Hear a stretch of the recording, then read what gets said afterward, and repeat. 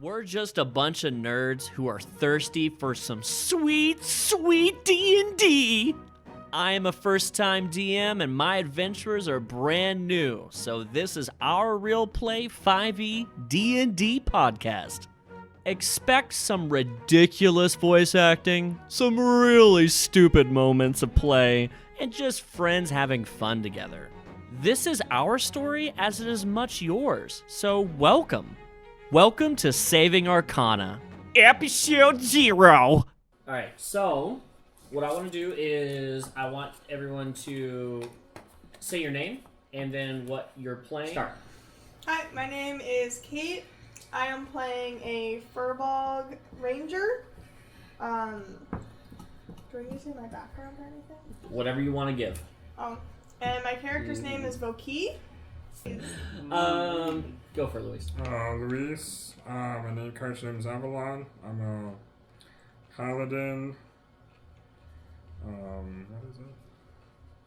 Aasimar? You said Avalon, right? Yeah, Avalon. Avelot.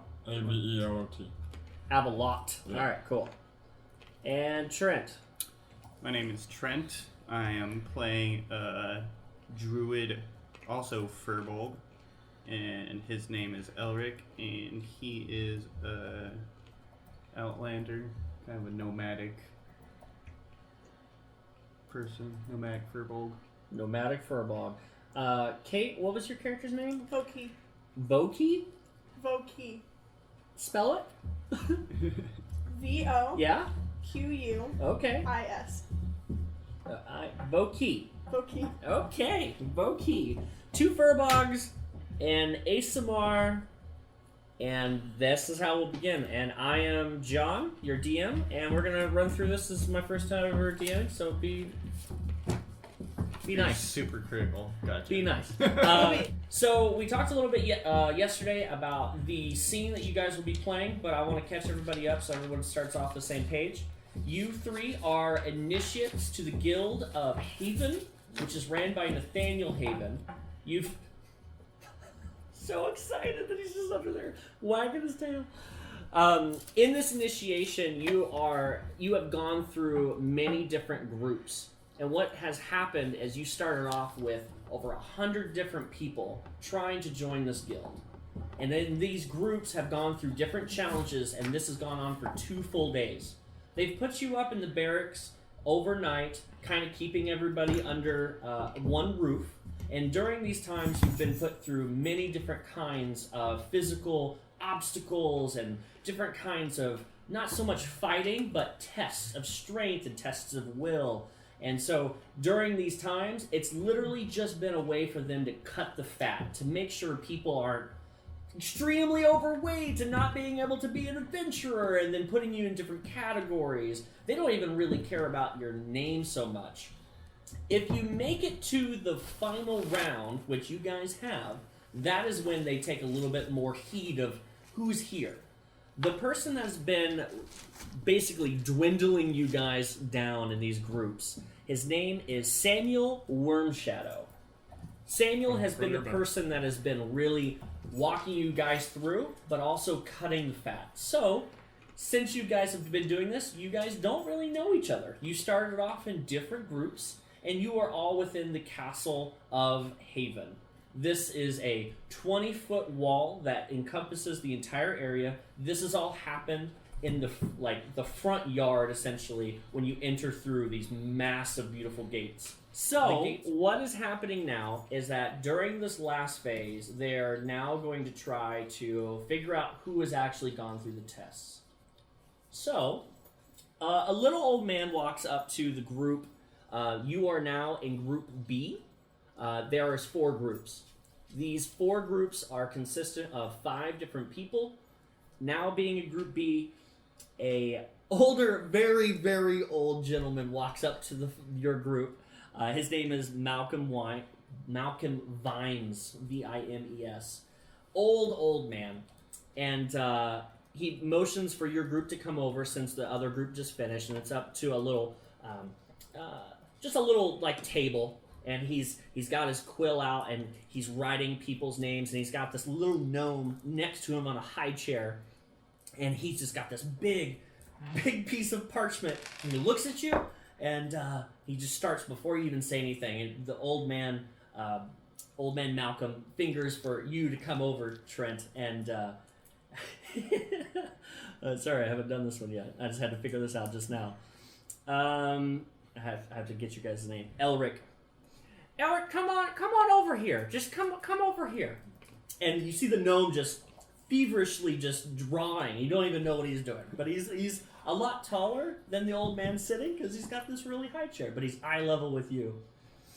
Wait, he's eye level with me? The gnome he's on a high chair, like... It's a really high chair. It's obnoxious. It's kind of just overlooking the area. Okay. But he's looking at you and just drawing feverishly. But the old man says, looking down at his quill, name? Elrick. And what are you? What are you proficient in?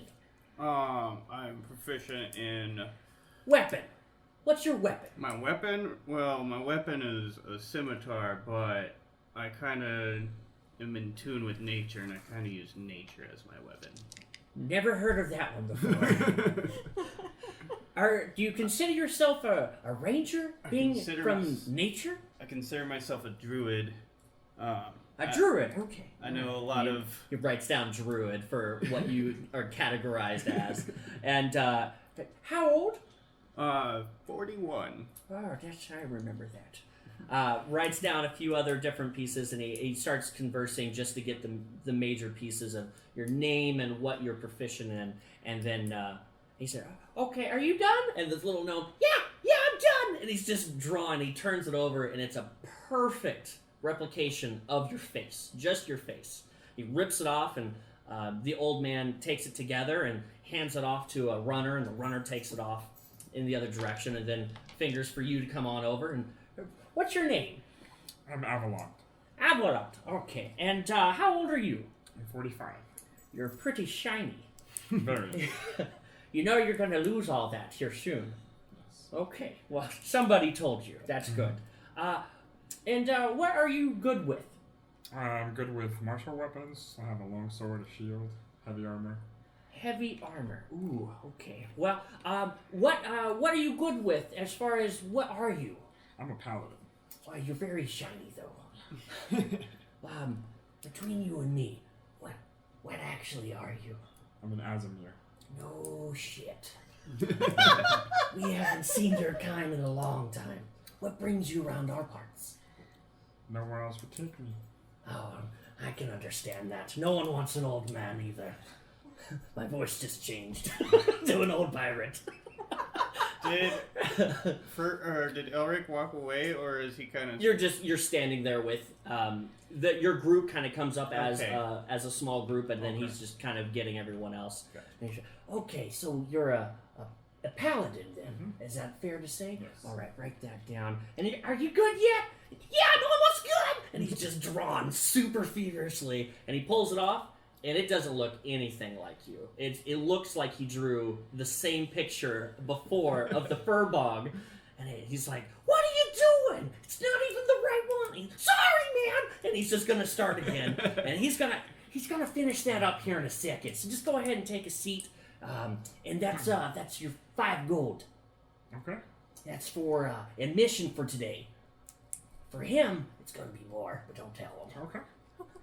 And he takes your 5 gold, and he gets the different pictures and puts it together. The runner just comes back and runs back off with another. And he's going to motion back. I forgot to get the 5 gold from you. Let me get that real quick. Gets that and sends it off again as they come back. And motions for you with a little bit of... Hold on. There's 2 of you. I thought an Aasimar was pretty strange, but 2... Firbolgs. Never knew how to pronounce your kind. What's your name? My name's Voquis don't channel. Oh, Voquis. My voice just keeps changing. Okay, and how old are you? 35. 35. And, what are you proficient with? I like my longbow. Ooh, so are you the ranger? I am the ranger. Ooh, you're gonna have fun talking to Archibald. Ooh, Archie. Yeah, Archibald, he's the man that really just makes all the rangers come together, and there's a lot of training. So, where's your 5 gold? Right here. And then, ooh, that's a lot of gold. And as he's getting a few more details, the picture comes down from him, staples it together, and sends off with the rest. All right, just go ahead and stand over by the side, and training will start soon. Nathaniel's coming down. And he just nods. This is an old gray beard just down, changing voices. Very strange old man. And Nathaniel does come out on this a bit of a balcony, and you know that something's about to happen. It's more of like a tournament feel at this point. You've been working together in groups through this time and staying together, so you know who else is the initiates. And as you're walking around, you all have just very plain clothing. They stripped you of all of your gear when you first started, but you notice other Haven members who have very ornate pieces of armor, plate, half plate, everything that you've seen, possibly could see, but they all have the symbol very prominently placed on the armor, so you clearly can tell. And there seems to be a bit of a crowd, because up until this point, they don't really care to know who's actually in this fight. They just want to see the contenders. So at this point, Nathaniel comes out on a balcony, and he just looks down to, I almost said Archibald, looks down to Malcolm, and Malcolm gives a little old nod to him, and Nathaniel says, "It's time for you all to begin your final test. And in this test, you will show me what you have. Impress us. Impress me. And if you so want, you can show me exactly what you're made of. Only the best are a part of Haven. So show me what you have." And he just walks right back in. Not so much haughtily or above you guys, but just kind of giving you the air of, now's to put on your big britches. This is when it really matters. So a few different groups go, and to be honest, what you're watching is a dummy is placed out in the center of this large pit, and you're all kind of in a circle, half as crowd of Haven members, and then you as initiates. And from the paperwork that Malcolm took, what they do is they look at you and look at what they have, and there seems to be a bit of a crowd of basically trainers. And so Malcolm will look over and look at one of the trainers and point, and then they'll go down, and then the initiate will go down, and they'll have a conversation, and you don't really know what's happening, but they're trying to impress at least the trainer. And they'll fight, and some of them are given swords, and they do their magical abilities, and they fight the dummies, and then they're rated. And then upon that rating, it's all taken by Malcolm and the trainer, and the scores put on your sheet. And then that's what you've seen so far. So as Malcolm says next to a few others, it soon comes to your turn. Which one of you would like to go first? Roll for initiative. How about that? That's a lot easier. No, it's just a flat roll. No addives. You 20? 20. Ooh. All right, so it'll be you first, and who's next then? Voquis. I rolled a 9. 9? What'd you roll, Trent? 16. 16. Got a 20 It's for real loud. Avalanche. Oh. As Wait, are we not allowed to roll here? I'd rather you not, Okay. just because it's loud for that. No. It's all good. So you both can use it. So Malcolm looks over at you and is kind of like old and cripply, and it's your turn now. Okay. And motions you to go down into the pit, and then he starts looking through his papers, and he starts talking to somebody, and everyone's kind of like, "What's taking so long? Where's the paladin trainer?" And sure enough, and Malcolm looks over at the little gnome. The little gnome just pops off the top and just runs speedily up. And sure enough, and a few minutes later, Nathaniel comes out the doors. And he comes out and he walks down to you.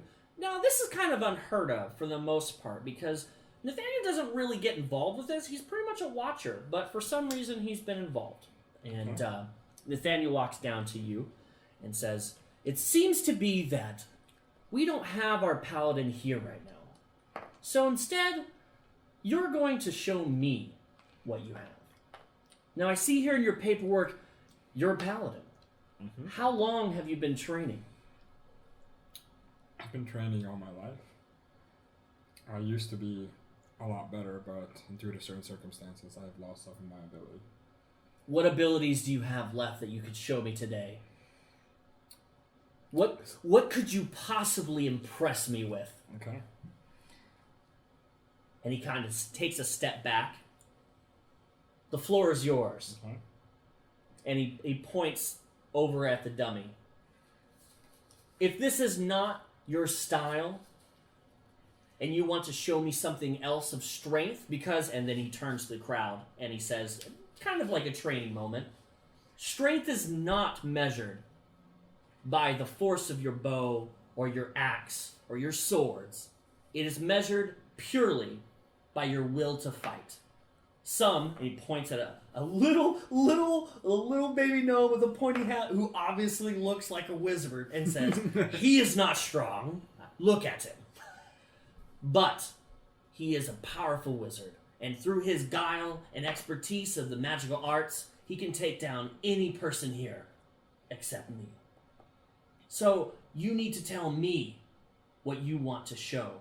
I want you to flavor in your own way that you would feel that is impressive to show, and then depending on what you want to show, you will attack it 5 times. Okay. And then upon the damage done and the ability to hit, then you will then have a total score. Okay. So you will have 5 attacks, and in different ways, this is your one chance to showcase. So for your first attack, go ahead and roll to hit the dummy. Oh, 5. 5? Well, So- no, 5 plus a 9. Okay. So 9 for the first to hit. Swing again. That's a 4. 4 total? 4 Not damage. Roll to hit again. Roll to hit yeah. again. You'll do a couple swings. 10. Okay, and a third hit. Yeah, there we go. 18. There we go, boy. Okay, so we'll do 3 back to back. So as you come forward to the dummy, do you have a 2-handed sword? One-handed. As one-handed? So go ahead and flavor to me how 1 miss and 2 hits would look to the crowd. So I go to swing, and I miss the first time. And on the back, I hit him across the chest. Okay. And then with the other one, I cut the neck. Cut the neck? Right. It's not strong enough to decapitate, but it's strong enough to cut the neck. Absolutely. Roll damage on the neck. That's not it. 4. 4. And what's your normal dice to roll for damage A on? D8. Just a D8. Okay. And as you swing across the chest and then back across the neck, you come in for 2 more attacks. Go ahead and roll to hit. 10. Okay. 8. 10 and an 8 total. Yeah. Okay. And so as you you bad bring enough, down yeah. your 4th swing and you bring it straight across the neck, or sorry, straight down the monster dummy, and it splits a lot of the hay right down the center. It's enough to do a lot of damage to it. And then the 4th, even though you were so close and with the wave, when you miss barely, it cuts right at the neck, and the force from your swing makes the head go bloop, off into the almost hit that off and straight back. Okay. You don't hit it, but the force and the strength that you see, and Nathaniel just claps, says, "You didn't hit it in the last, but your strength is absolutely seen. You took off its head without even hitting it. I'm not even quite sure if Samuel could do that." It's really dark. He's going to look back at Malcolm, nod, and then you're going to see him word something. No one can hear it, what he's wording. And what he does is he brings both his hands and puts his thumb close to his mouth and says something, and you can't tell. And then he says, "Carry on," and just walks back. And the crowd's just like, "Woo!" Very excited. Very excited. It was quite a show. So then do you take a bow? Yes. Okay. All right. Obviously, no one in this crowd has ever seen an Aasimar. So seeing it is angelic in its sense. So people are excited. Even if you had missed 5 times, they still would have cheered. So you're not quite sure if they're actually impressed or if it's really just you. So then Malcolm says, "I think, let me look here. Voquis, it's your turn." And it motions for you to go on down into the center. So my character's instantly nervous and like almost peeing her pants. Like after seeing that, she's was hoping they would forget about her. That's fair. Malcolm points over at Archibald. Archibald is a high elf. He has dark clothing, cloaks, all complete hide. He has a large Ouroboros right in the center, and it's purely bright orange. It's very prominent, but very, very dark. And he's going to walk over to you, come up awkwardly close to you. I mean, almost to the shoulder to shoulder. And you're just going to hear from under the breath, "What can you show me today?" I can show you my accuracy with my bow. Is that it? I'm not going to be impressed if you just show me a bow. There's plenty of bows here. What else can you show me?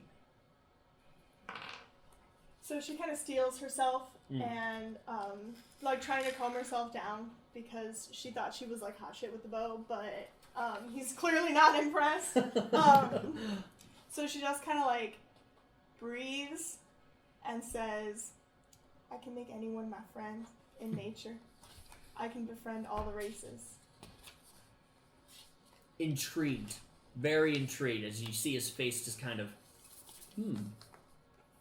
he's going to point over at the gnome that's been drawing, that's been doing all the running, and finger for him to come over. And he comes over, and, "Yeah, what can I do for you?"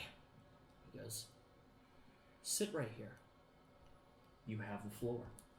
And then he'll step back and motion. What would you like to do? So I sit on the floor next to him and kind of What are we doing? like crouch down, like so that I'm eyes on the, and I was like, "I really liked your drawings. Can you show me more of your drawings?" My drawings? I can do them really fast. You want me to do one right now? "Yeah, I would love to see one." I don't have any paper.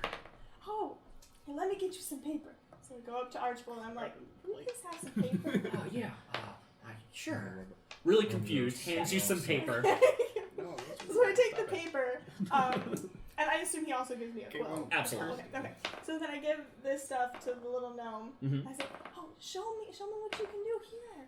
He's going to quickly take the quill and just go to town. And what he draws is the dummy. And he goes, "Your turn." My turn. And so first I say, "This is amazing. That's exactly I know. I'm really good. so good." And so I take another piece of paper and I draw, not as quickly as he did, but I take my time and not really slow, but like kind of quickly, draw his exact likeness, the gnome's. Make a dexterity check for me. Whether or not you can complete the picture.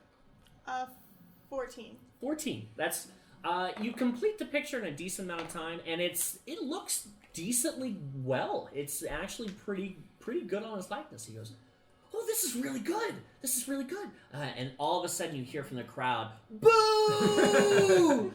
Boo! Show us something else!" And you hear the crowd kind of getting a little bit grumbly, and Archibald will walk over and he'll take the pages from both of you.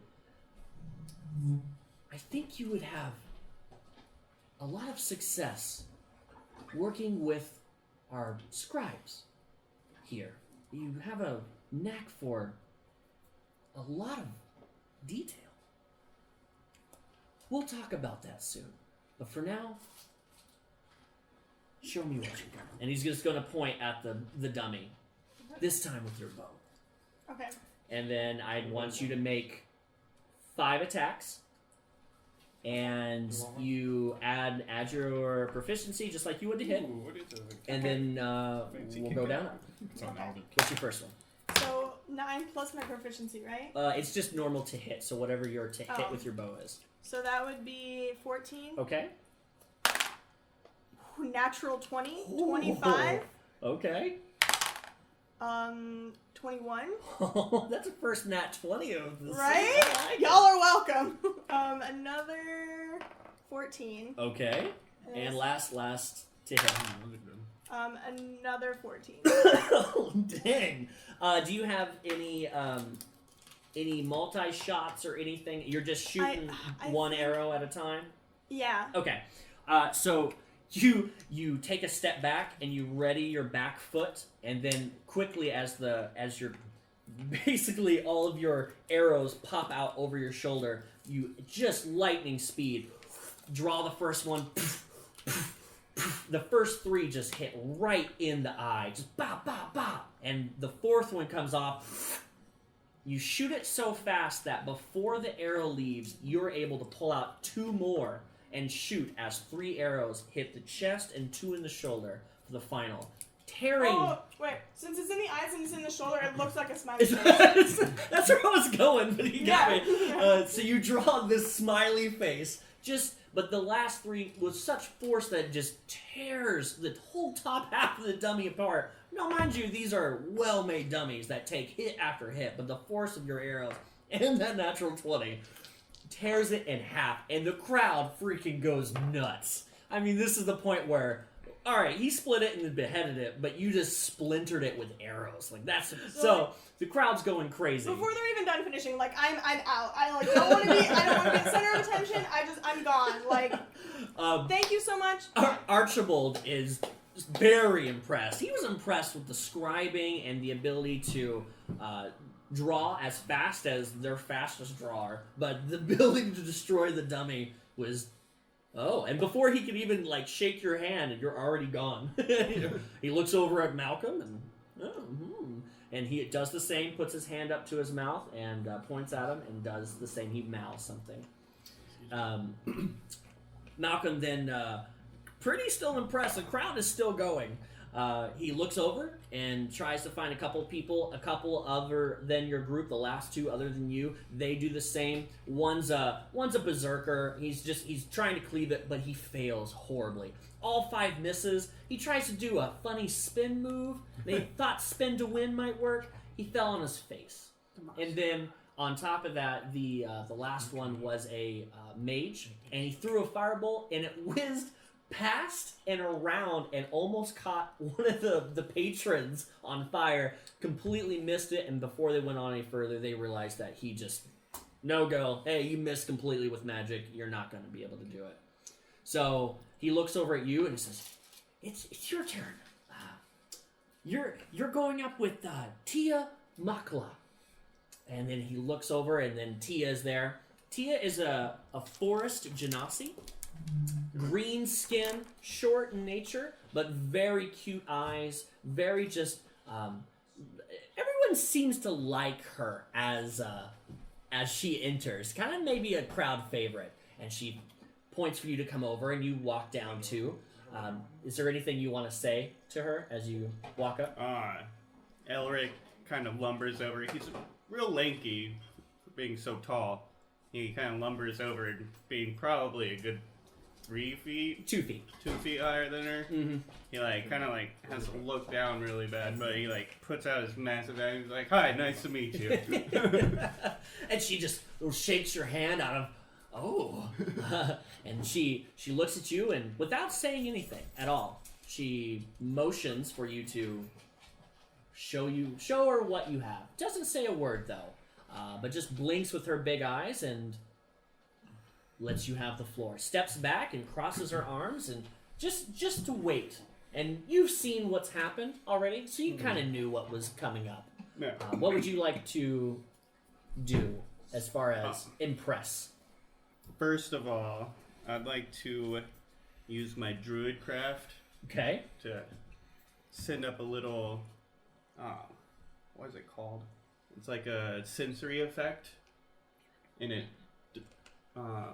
predicts the weather for the next 24 hours. Yeah, absolutely. So I'm going to do that. I'm going to send that up into the sky above me. It's just like a bolt that people can see of mist and wind, and it goes up, and then it displays that it's going to rain. You see this little rain cloud above, and as soon as you see it, and almost like an illusory rain, it dissipates. So he looks everyone's at like, it. Woo! He looks at it. He nods to himself because he likes to know the weather. People are. The crowd's starting to get a little bit pumped up as. Ooh. What's he gonna do? He steps over in line about 15 feet from the dummy. Okay. And he has a huge long staff, like, you know, he's a huge dude, and he's gonna tap it on the ground, and energy from the ground itself is gonna kind of swirl up, and at the top a little fireball appears.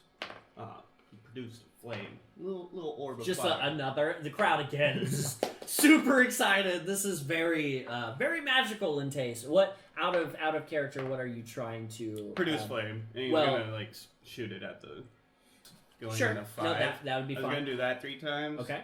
And then I'm gonna do an ice knife. Okay. And then I'm gonna lumber up and smack the staff into the ground and do a thunder wave. Ooh, okay, alrighty. Let's roll 3 times for the fireball. I can't think of the name. Produce flame. I got a 12. Okay. Second one. 25. Ooh. Okay. And a 13. And a 13. So as you bring the staff down, and it seems very epic in the wind, and then the fireball at the top, and immediately the first one hits, and it just starts to catch the legs on fire, and it produces, the wind does it a second time, and a third, and it hits both the shoulders, and it's just in flames. It's a nice little bonfire going on.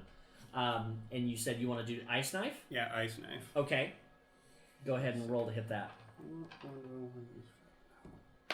That was a nat 1. Okay. So as you produce this physical icicle that's in front of you, and you fling it out from yourself, it gets really close to the head, and it zooms right over the head, and the crowd kind of has to duck as it just keeps going. And it does not stop. Going. It just shoo. Because that baby splinters when it hits whatever it hits.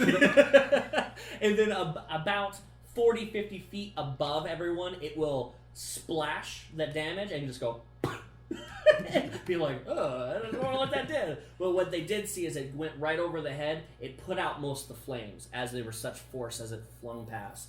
And now you want to lumber up and do this? Yeah, okay, go ahead and roll the attack with that. That one's just a con save. That one's not an attack. Oh, I thought you were hitting with your scimitar. You're doing a... No, I was going to hit with the staff into the ground to create a thunder wave. The thunder wave. Yeah, thunder wave happens regardless. This thing does not save, and the thunder wave will push back the back corner of all the people and just they'll feel the force, and a few of them fall down, and everyone they get up and they just go wild. The crowd loves it. And you see Tia just look over at you, no expression, and then a small smile, nod. You just nod back, and then she'll look over at Malcolm and do the same motion and say something, and then Malcolm says, congrats, and then everyone pretty much starts to disperse. You were the last group that needed to do this, and then you hear over the area a type of loudspeaker, essentially, a large booming voice within the walls, and they start calling names. And you all sit there intently. Everyone hushes. And you hear each of your names to be called in the list. And then they say, if your name has been listed, to come to see Malcolm. And then if your name has not been listed, please pick up your wares on the way out. You can try. Give us a rundown of what they see. Nothing backstory. Okay, so when you look at Voquis, you see... like 6'6"-ish, like slightly short for a Firbolg. Skinny, like skinny for Firbolg, like 200 pounds ish. So like kind of just in general smaller. And that's like enhanced by her personality that kind of just like hunches and tries to make herself as small as possible, as unnoticeable as possible.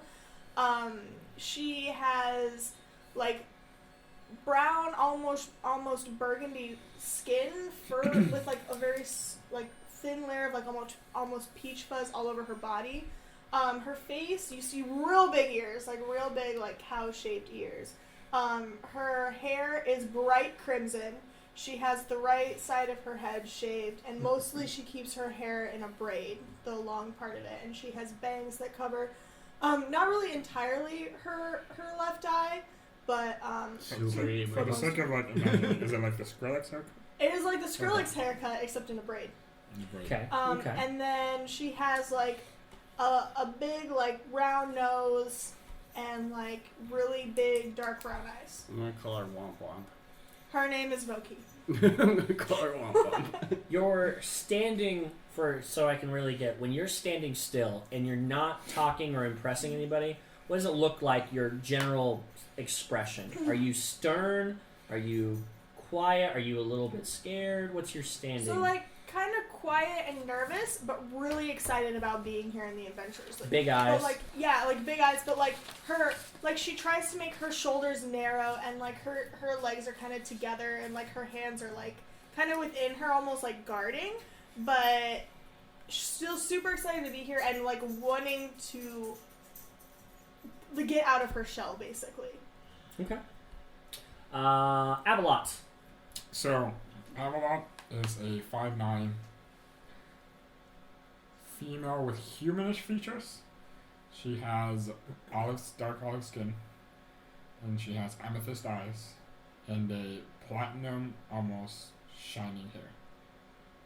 But most people cannot get really past the whole celestial glow that comes from her. But anybody that does, they see this kind of like profound sadness and regret. Is it like coming through the skin at all orifices, hands, and face, or is it just It's like more like out an the eye? aura. So it's all around Right. her, and it's just bright. Right. But Visibly most of bright. it really comes from like, if you were far enough away, you could swear the hair was actual metal. Platinum. Wow. Okay. But it's very metallic. Yeah. Like a dark silver. Then it still Right. flows It normal. still flows normal, but Okay. depending on how that most of the celestial light comes out. Do you see the sadness when you look in her eyes, or is it just a general look of like regret? Most of it is in the posture and in her eyes and the way she speaks. And how does she speak? Is it very slow and calm? With her noble background, is very slow, calm, and almost a bit quiet. Okay. If you start to like get really obsessive about the whole celestial part, she'll try her best to slowly wander away. A bit repressed. Right. Okay. That paints a Does pretty she- good picture for me. Does she light up dark areas? Like, does the light actually emit No. light, or does it just kind of seem like light? Yeah. Just General question for me, I just, because I don't know, does the aura depict her mood? no, it's just the celestial background. So, no, what I'm saying though is when she's extra sad, is the light dimmed? Yes. So we're seeing her right now pretty dimmed? Right. Okay. Interesting. So it's like a mood light. Mhm. Gotcha, but without the lights. Movie. I like it. Elrick. He pretty much towers over the other two. He's 7'9", so he's like a full 2 feet higher than her, and like almost a foot and some inches higher. Nine's than her. pretty big. So he's like real tall, but he's also real lanky. Not like real buff. He's kind of a string bean almost. Sure. He has dark red hair, kind of shaggy, with like pointy kind of elf ears. A little bigger though. Okay. Kind of a bulbous nose. Big red beard. Okay. And What's the color of his skin? the color of his skin is kind of like pale ashy with like a tinge of green to it. Almost like a orc, but like less green than orange. Sure. Like Pale a orc. very, very subtle tinge. Okay. Are orcs green in this world? I thought they were green. They're greenish gray. They can still be Okay. green. Yeah. D&D. You can be whatever you want. His eyes are bright blue. Except it's round. They kind of stick out in comparison to like his skin and his hair color. What's your general stance when you're standing next to these people? Are you pretty proud as He stands up straight. He looks like a giant teddy bear, kind of. You can Okay. tell he's like a gentle giant. He's kind of got like a small smile on at all times, and he talks with like a slow, calm, kind of calming voice. He like intentionally tries to have a calming voice when he's talking to Okay. people. All right. You got anything else? Was that? I think that's pretty much it. It's pretty good. He has his massive staff, like his massive. And that it's a quarter staff. That's No, this is just like his like a walking focus. stick. Yeah, kind of like a walking stick. Okay. Is it just made of wood? Did Yeah, you see? it's like I'd say it's a couple inches thick, and it's just kind of tall, kind of like mangled. You can tell it's like whittled out of like a big branch. Sure. Nothing ornate about it or anything like that. Just real simple. I like it. You're tall. Very, very tall. Very tall. Anything else you guys want to add? Or is that pretty good? So you hear your names be called. There's a bit of excitement in the air and a bit of sadness. There's 12 of you in total. The not so much a loudspeaker, but you hear it in your own head, each person separately. It's not over anything else. And you hear, all adventurers, please report to the main hall inside. And there is quite a few people. It's quite a bustle. It's more of an inn/tavern kind of feel. People are pretty excited. There's already adventures in there, things of that nature. So the 12 of you go inside, and Nathan comes down from the top trellis, and he's kind of on the stairs, and voice break. And you hear him bellow out about a few things against some of the other people, and it's a bit just loud, and I mean, it's a bar after all. So you guys make it over. You see this old man kind of hoping you guys come over, and he's got a table with all of your papers. And he just asked that, please make one line for me. And you three are up first. And as you come up, he starts to give the same spiel. But then he realizes, oh no, there's 12 of you. Make 3 lines so I can talk to you guys in a group. So you guys get shoulder to shoulder. Welcome, adventurers. You are accepted into Haven. So, it is up to you whether or not you want to accept. Here are the things that we are going to offer you for being a part of Haven. This man, long hair. You can tell he's a wizard, just from his normal stance. He looks pretty classic. Long white hair, long white beard. I would say he's probably closer to about 200 years. But he is a human, which is kind of strange. Definitely beyond his years. He says, I am Bill, but they call me Old Man Wiseman. You can just call me Bill. Old Bill I don't really like. So, the purpose of Haven is that we are here to give you chances to adventure. And with these chances, you will then be able to go out on these said adventures, and you'll bring back the bit of a head or proof to me that you've completed it. You'll meet me in my wizard tower a block away, and you'll tell me about what happened and show me proof, and then I will either give you the money and or I'll have somebody bring you the money. But you will always have to show me proof. And if you can't show me proof, we have ways of finding out. So there's 2 things today that you're going to do. You're going to sign your paperwork if you so choose to join. We are offering the letter. So here's your paperwork, and there's a stamp of approval on each of yours with your pictures on there. There's your paper and your overall score. As you can see, you all, 3 of you, scored very high. You're all above 9.5. 8 is what it takes to be considered, and then 9.5 comes with special recognition. So the 3 of you, which I'm glad there's, he goes through the papers and realizes that no one else got a 9.5. So he goes, quietly, don't tell anybody else, but you 3 are the most prominent.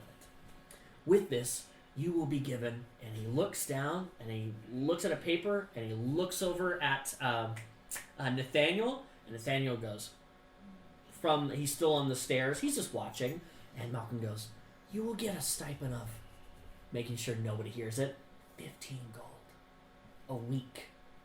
If you guys choose, that is your stipend.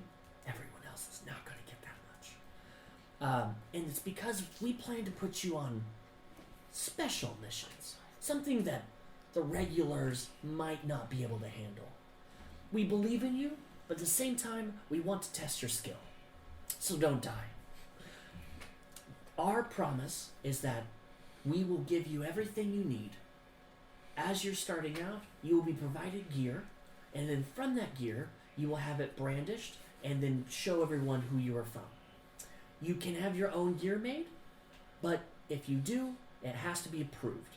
And so he'll go through the different tiers and a little bit more.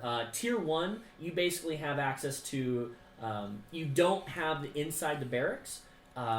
Tier 1 is you have to go find your own inn. You're going to be using your stipend to stay somewhere in the city. Tier 2 is when you have access to the level 2 and level 3 of the actual tower, and that you have full access to be able to use basically anything at their disposal. We have many blacksmiths, and as we're starting out this guild, if you find people out in the wild who need good work, we're looking for, right now, another alchemist, a blacksmith, and a leather worker. So if you find them, definitely send them our way.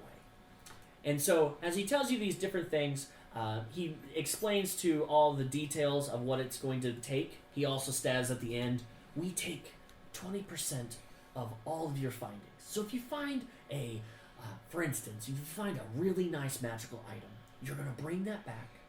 We're going to identify it for you.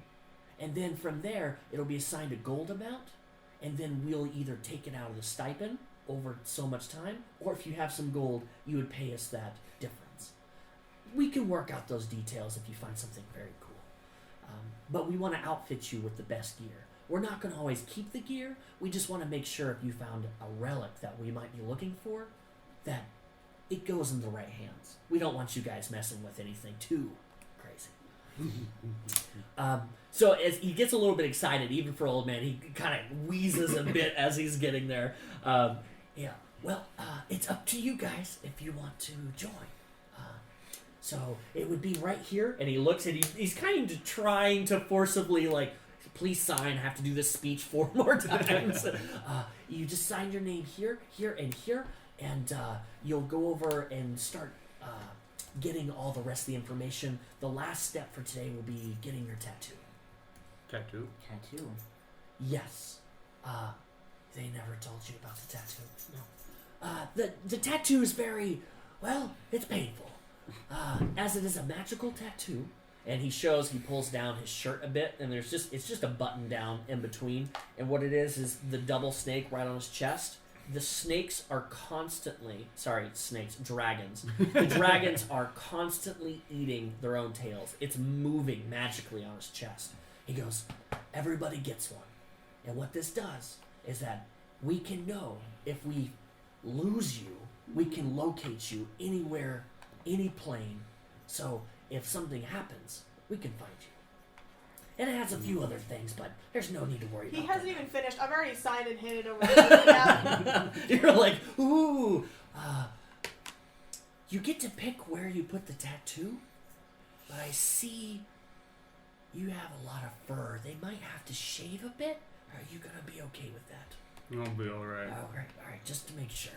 And so he takes your paperwork, he looks good, and he hands it over to the gnome, who's he's not on a high chair next to him, he's in a shorter chair this time. Oh, since he's on the shorter chair, I go up and ask him if he wants a hug. No. He just keeps looking up, and he is drawing something, but he's keeping it to himself. Yeah. So he takes that paperwork and puts it behind him, looking over at you two. He's just going to keep drawing. And about you two fellas, are you wanting to join? Yeah. And Elrick picks up the quill, and it's tiny. It's tiny. And he, very delicately signs the document. And it kind of like real nice for like how awkward the situation is. Sure. I was gonna make you roll, but it's just signing your name. I don't want it to be messed up. And it's official. You accidentally signed someone else. You accidentally put a G. Your name's Elrick. oh man. He's gonna take the paperwork and hand it, and the gnome's gonna keep on drawing. And you, sir. I was like, well, I have about this tattoo. Is there any way that it can be a magical item instead of the tattoo? But they've been known in the past to put it on, say, a sword, but they really frown upon that because what if the sword is taken? Then there's no way to know where you are. They just know where the item is. I might have to ask Nathaniel, is this going to be a deal breaker for you? We want to make it work. It could possibly be a deal breaker. With your skin and you as what you are, the tattoo can be applied to a piece of gear. Can I try to roll a persuade him to just give me... Absolutely. Roll persuasion. It's 16. For this bit, he's gonna look back at you and go. Oh no, 17. Sorry. 17. Yeah. He's gonna look back at you and go. If you ask really nice, I can talk to them, but just don't tell them that it's not on your skin. Okay. He's really trying to get you just to side. He obviously, you can tell the excitement of people getting signed on. The beers being passed around is quite a bit of a tavern, but they want you guys to be. They want you here. There's a bit of quietness around the table as you feel very exceptional, and they're treating you as such, giving you a higher stipend, doing these different actions. So you can tell that he's really trying to work with you. For that step, you'll need to go over to John Mercy, and you can find him in the little temple that's right outside. But he can help you with that, and just tell him what I said. So he's going to take your paperwork. Do you sign the paper? Yeah. Okay. He's going to take the paper. He's going to take the 3, and he's going to take your 3 specifically and put it in a little container. It's going to be folded, and then inside the container, it's going to be sealed so that it can't be opened again. And he's like, are you done? And he's just drawing. He goes, yep. And hands a photo over to you specifically. And the piece of paper is the 3 of you standing in very, prominent poses together. Ooh. And he goes, that's for you! Thanks, little buddy. Yeah, I like you guys. Aww. So he's just, that's it. That's all I got. What are you standing here for? So he's going to point you in the right direction. You guys make your way to John Mercy. You know how those mausoleums are in cemeteries? It's a larger mausoleum, very ornate, and it's got this golden god around the around, kind of like this, right there. It's rounded doorway, and right above the doorway. There's a picture of this in the upper right-hand corner of your screen. It's tall. It's a human male. And its arms are going around the edges, and its head's coming out, and it's looking down as you go towards.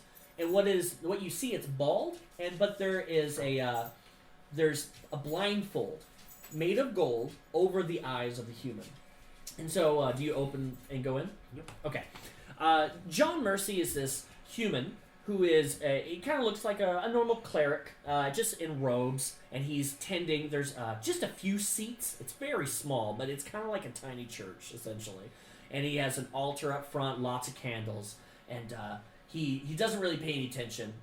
You 3 come in, and he turns, and you can tell right away, just from looking, that he is bald, and he has a blindfold over his eyes. So John turns to you guys and goes, tattoos, right? I go up to him and say, that was an exception for me, and I hand him up. You don't have to say anymore. I have to deal with these exceptions, you guys. It's just a little bit of pain. And he pulls up his blindfold, and there's 2 sockets where eyes used to be. You guys will never know what pain means. I think I might have to use, a Constitution saving throw to not vomit. To not vomit? Yeah. Yeah, absolutely. Let's see if that's... It doesn't look gross. It's obviously hollowed where it's been burned out. Yeah, no. 11. Yeah, you throw up in your mouth. It's, It is quite disgusting. But you swallow it back down. You don't want to throw up in this place. It's very immaculate. Upon hearing, because I'm standing right next door, upon hearing that, I reach up a hand and kind of like pat her on the shoulder. It's almost absent-mindedly. Yeah, like, can I do a quick religion check to check what god this temple is? absolutely. You don't know which god this is, but thankfully he's about to tell you. So, yeah, guys, come on over here. And it's strange. He doesn't act like a blind man. He does not miss or trip over anything. He just knows where to go. He's not with a stick or feeling around. He just walks as if he can see. So he walks over and he gets this kit out and he bends down and does a prayer. And there's a few more people that from the previous group, they're starting to come in. And John puts up his hand and goes, 3 at a time. You 3 in the back, close the doors. Real angrily. And you're a bit startled. And as you guys get up there, he then takes out, does a small prayer. He takes out the set and then looks to you, Elrick, and says, where? Quick question. Am I going to feel it moving? Moving. The tattoo. I give you guys a tattoo. It doesn't move. What magical tattoo would move? Doesn't exist. Okay. I'm just messing with you. Of course it moves. You. And I kind of smack him on the shoulder, not remembering that. As soon as you get close to touch him, he just dodges out of the way. Okay. He does not like to be touched. Sorry, John. Where? Right on the back. It's about a 10-minute process. He's very fast, and it resembles the old style of like the Japanese where they are pricking every time. But while he's doing this, he's speaking something that you've never heard before. It is another... Does anybody know Infernal? No. No? Okay. I just have to check. He's speaking this guttural, almost demon-like voice. And you're just like, I don't know what's going on. Would I recognize it with the Celestial If you... icon? Roll for it. Which one would that be? History? We're just gonna roll. You're gonna flat roll, and then if it's low, 6. then you've heard it. You might think that it is infernal, but you're not quite sure. Okay. As he's speaking this, it's very low though. It's not like he's screaming it, right? So as he's doing this, and he is very fast. As he's completing parts of the dragon, it begins to start to feel a little bit lifelike, and it is a searing pain. You're gonna need to give me a Constitution save. And for the sake of time, go ahead and give me 2. Oh, shit. 16 Okay. and a natural 20. That's 23. You feel the pain, the initial pain, and you grip the pew that you're sitting at as you kind of a little bit over, and he's just working. But as the pain starts to subside, you just feel a calm over your entire body. And then he just continues, and the dragons begin to form, and as he gets both of them, they spin, they start to eat each other's tails, and then they stop. Okay, you're done. And who will be next? You or you? I'll go. You'll go. For you, you're the exception. Do you have a necklace or a piece of something you always keep with you? Something that you would never get rid of? A trinket, maybe? So, I take off from here and then I pull off a necklace that it looks like a moon setting behind some mountains. And It's I like paint a it. little, metal Right. picture? Yeah. Okay. And I say, this is my family emblem. And he reaches out for it, and he On says, the back it does okay. have the sigil of Taylor as well. good choice. It will consume whatever magical feat this has to it. It does not have magical. Okay, give me 10 minutes. Okay, and then that leaves you. Where would you like this tattoo? Dark Mark style, because I saw him, he was fine. Absolutely. Is It that what's doesn't gonna hurt at hurt? all. Not at all. Yeah, Yeah. he was fine. I there saw is- he was fine. Still, it while has you're a little watching, pressure, but there was it wiggles. blood It's kind of coming from funny. his back. How much blood? There was blood coming, like as if you were to take a Gushing. small cut and start to drip, just like in the amount of a normal tattoo, but it seemed a bit more than normal. Dark Mark style. So I right, want people right to here, see it. Yeah. right here. Okay. So for you, go ahead and make a Constitution saving throw as he is Two of going them? to town. Just one for now. No, wrong dice. No. You don't like the frosty? Nice. 21. 21. With a 21, it does hurt, but the pain quickly subsides. Do you have a god that you worship? Not yet. Okay. You breathe in. He begins, and you hold your breath. And as you hold your breath, he gets almost halfway through the first dragon, and that's when you first let out the first breath. You held it as long as you can, but you didn't feel any pain while you held your breath. It very quickly subsided. He finishes the first dragon, and it's quite large. For you, it's going to be about 6-7 inches, and it's going to wrap around, but the two dragon heads will always end up here. So give me another Constitution save as he goes for the other half.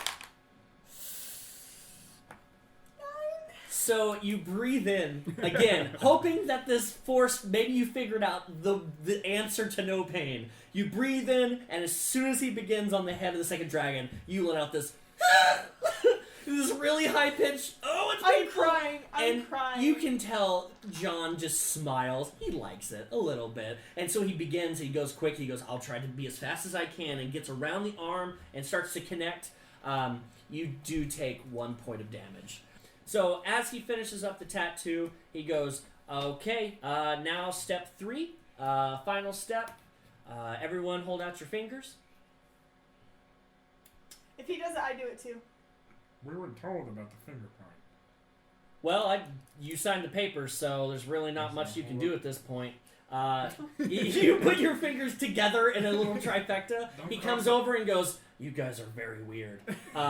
He says, hold still, puts his hand on top of all 3 fingers, and with a quick needle, points through all 3 fingers, grabs your 3 fingers, and then has 3 vials. And from each finger, it then begins, the blood drains into 3 vials. And you can tell, it's kind of strange because as he's holding and squeezing your fingers, the blood doesn't, you would think it would go through his hands. It never touches his fingers, yet he is crumpling his around yours. And the blood just goes straight into the vials. Fills up about halfway. He goes, okay, fine. Puts 3, puts a label on each of them, puts it in the container, and he says, fantastic. Give me 10 minutes, and I'll have yours done. He goes into a little back room. You hear hammering, and way more racket than there should be. You just, tink, tink, tink, tink. It sounds like a grinding wheel. You hear him just huffing and puffing, and you can tell he's putting on quite a show. And he comes back out, and he is flattened. This guy's weird. He's flattened your emblem. And he has made it quite round, and then the dragons, all of your 2 dragons are black. Yours specifically are very, very red. And he hands it over and said, well, it's the best I can do with this, but you're going to have to put it on. Okay. And As I put it on, it starts to burn. as you put it on, do you put it on? I did. Okay. As you put it on, you can feel the metal. Do you just put it on normal? Do you swing it over your back, or I'm just gonna let it drop here. do you let it drop? As the metal touches your skin, the dragons immediately, you feel this searing pain and transfer from the medallion directly onto your chest. Roll a Constitution save with disadvantage. With disadvantage. Aww. Is it a nat 20? No! You take 2 points of searing fire damage as this burns and bellows into your skin, and as it completes and the dragon tattoo sears, it looks not like a tattoo, but a brand. The burn is intense, and it takes you by surprise as no one said anything, and you take a knee. I wouldn't be surprised if you're not that mad at this, and he says, well, didn't say it wouldn't do anything, but welcome to Haven. You can leave now. Find your barracks. All of your gear is there. Just talk to Malcolm again if you need anything. But for now, I have way more people, and it's just all right, next group, and he just yells for the next group. You hear him come in. Do you guys do anything to the next group as they're passing? No. Okay. I just look visibly sadder than before, and I just kind of murmur to myself, "Fallen yet again." Oh shit! I moved to I just said it to myself, so you'd have Yeah, to but you like. look sad. I have a perception check. Oh, yeah, I Oh, want to perception perceive. check. To notice insight, please. Insight? Would it be against mine? No, it'll be 23. 23 and No. what is it? 9. 9. You don't notice this at all. You are very excited about your tattoo, and you're watching as the dragons almost look like they look at you. What? Like looking at them, their eyes up at you from the tattoo, and then they do it again. And so it's every time you look at it, if they don't move until you give recognition to the tattoo, then they move. So you're playing with it. You're like, ooh, you're trying to like press it. You have no idea that he's sad. For a 23, 21. She. I did. I'm so sorry. For a 23, you absolutely recognize that there's something more going on than appears. You feel very sad that she was kind of duped on that, and it's visibly, to your point, it is extremely visible, and you feel a lot of compassion for her. I reach down, and in my palm, it's kind of in front of her. I put my hand in front of her, and in my palm there's a seed, and it immediately turns into a flower. And I offer Very it nice. to her. I'll take the flower. I'll put it on my ear. And then I continue walking without really saying anything. That's Just so kind of. nice. Does that improve your mood visibly? Does your aura get a little bit more? Nice. It's a little brighter. It's a little brighter. Do you guys, what would you like to do next? Right now, they told you to go talk to Malcolm one more time. Past that, what would you guys like to do right this second? You want to make your way to Malcolm? Have they taken any of our stuff? Yeah, they took it the first day. This is now the third day of Okay. initiation. I want to go see our stuff. You want to see the stuff? Go to Wait, the barracks? wait. Yeah, let's go to the barracks before we talk to Malcolm. Okay. Are our rooms next to each other? So, as a tier 1, you need to go talk to Malcolm to get your medallion. Your tattoo is how they trace you. Your medallion that denotes your tier status, you haven't gotten that yet. And as a tier 1, you don't have a barracks per se. They're not exactly being truthful. You'll learn that as a tier 1, you don't stay in the place. You have to go to an inn. But there is an inn that's owned by, that's right next door. That's where the tier 1, it's not like they're just kicking you to the street. Right. So it's more or less go to Malcolm to get the stuff. They're sending you to the shitty door. Basically. Yay, dorms. It's a door. What can The you one say? that, floods. Is that what you guys want to do? You want to go get your Yeah. stuff? Okay, so On you're the way there, Elrick is like lifting his shirt, trying to looking at it. trying It's to like, look at I it, can't trying to see it. struggle. Like I can feel it, but I can't see it. As you guys make your way back to Malcolm, so as you find Malcolm, you find your stuff tight together, nice, just the way you. If you had any gear that you took off, they bundled it, so it looks like 3 packs. Welcome back, adventurers. I can't do this voice very well. Just stick your lips. I'm just an old man. Well, welcome back. I see they got you your tattoo. Yeah. Yeah, I Ooh, tried to see. When he weird looks at flex yours, it. oh, that's nice. I weird flex it. That's Like, weird. Where's your tattoo? I'm gonna open it and you can see it. It's burned. It's still. Ooh. You just show show them them your your tits. titties. No, it's right in the center, and it's big.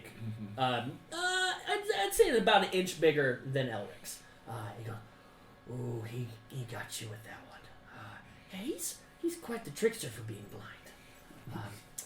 I'm sorry that no one told you. Did he get the blood as well? He did. Okay, great. Did anybody tell you what the blood is for? There's a lot of things that they don't tell us. We don't try to be cloak and dagger, but at the same time, we want to make sure that you want to be here. He's actually popping. I'm doing that intentionally. I wish I could whistle. The blood is purely for the ability that we will know if you die. If the blood goes black, you're no more.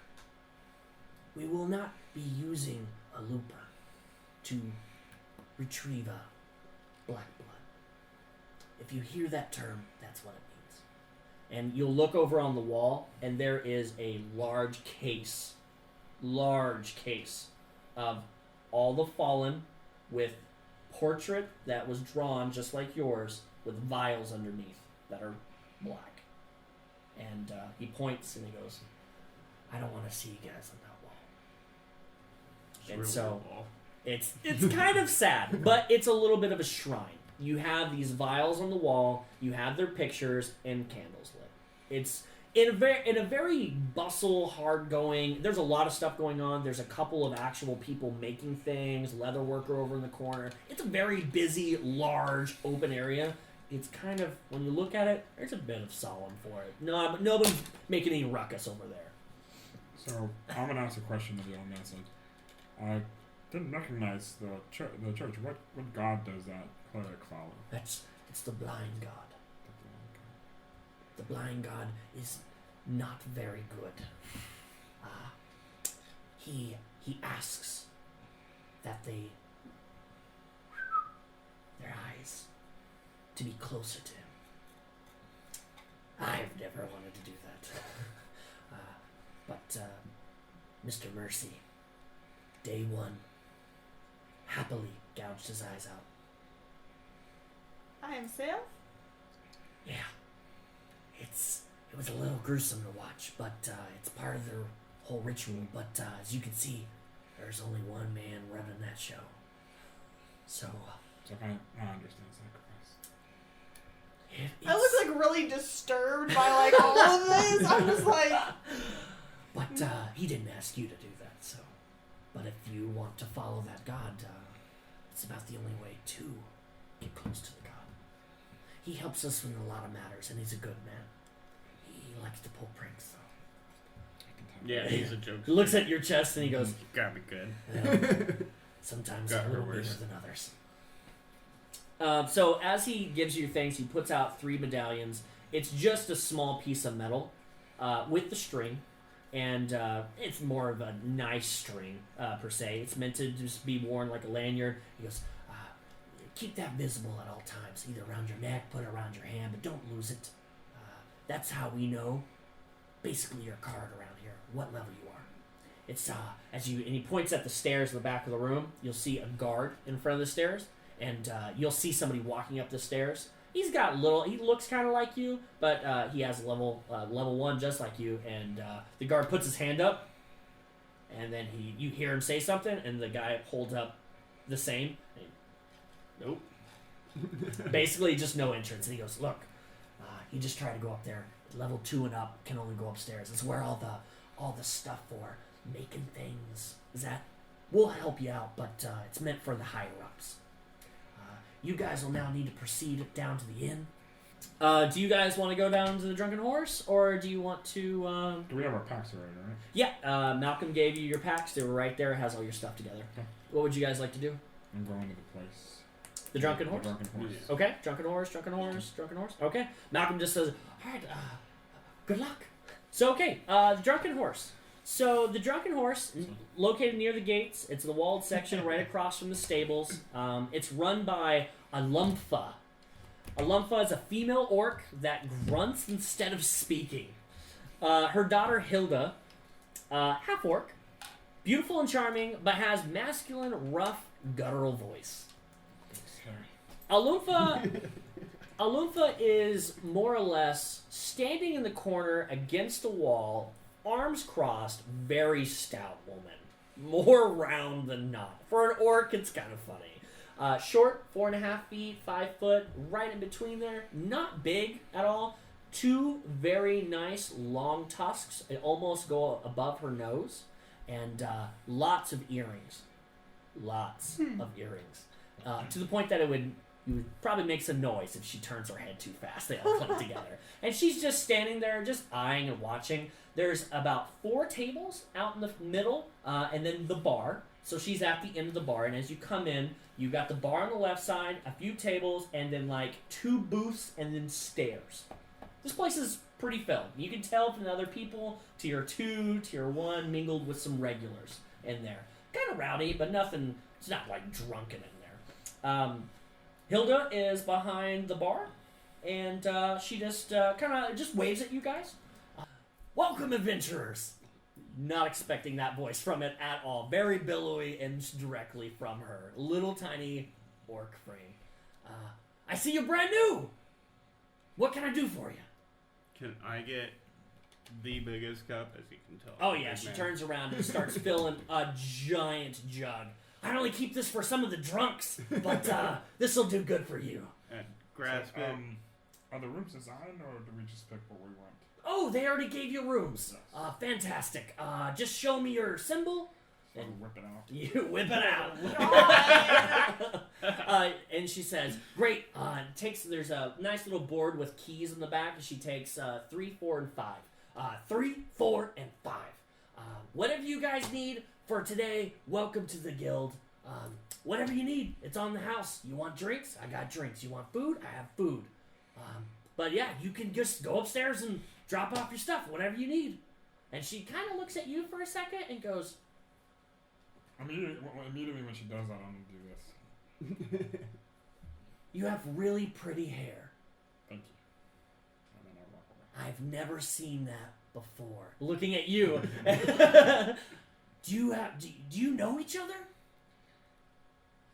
No. What are the chances? Right? That's what I was thinking. Well, whatever you guys need, whenever you're done putting your stuff down, there's a couple things we could talk about. Just let me know, whatever. Yeah. And there's a patron bill. Another round in the back. I have to go deal with them. Just let me know. And she'll walk off, and Mom's just kind of sitting there against the wall, just kind of watching you.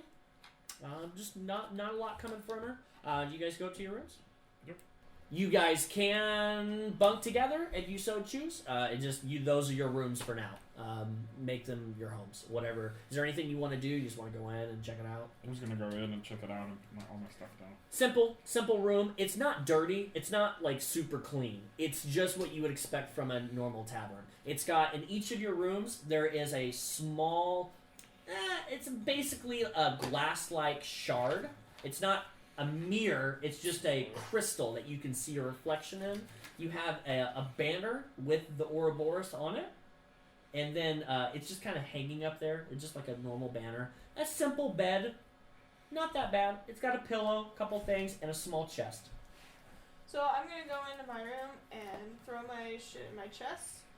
Cool. And then I'm going to go to Avalon's room and say, hey, how are you? I'm good. It's good to finally be in a bigger town than usual. How about you? I'm good. I'm really excited to be here. I can tell.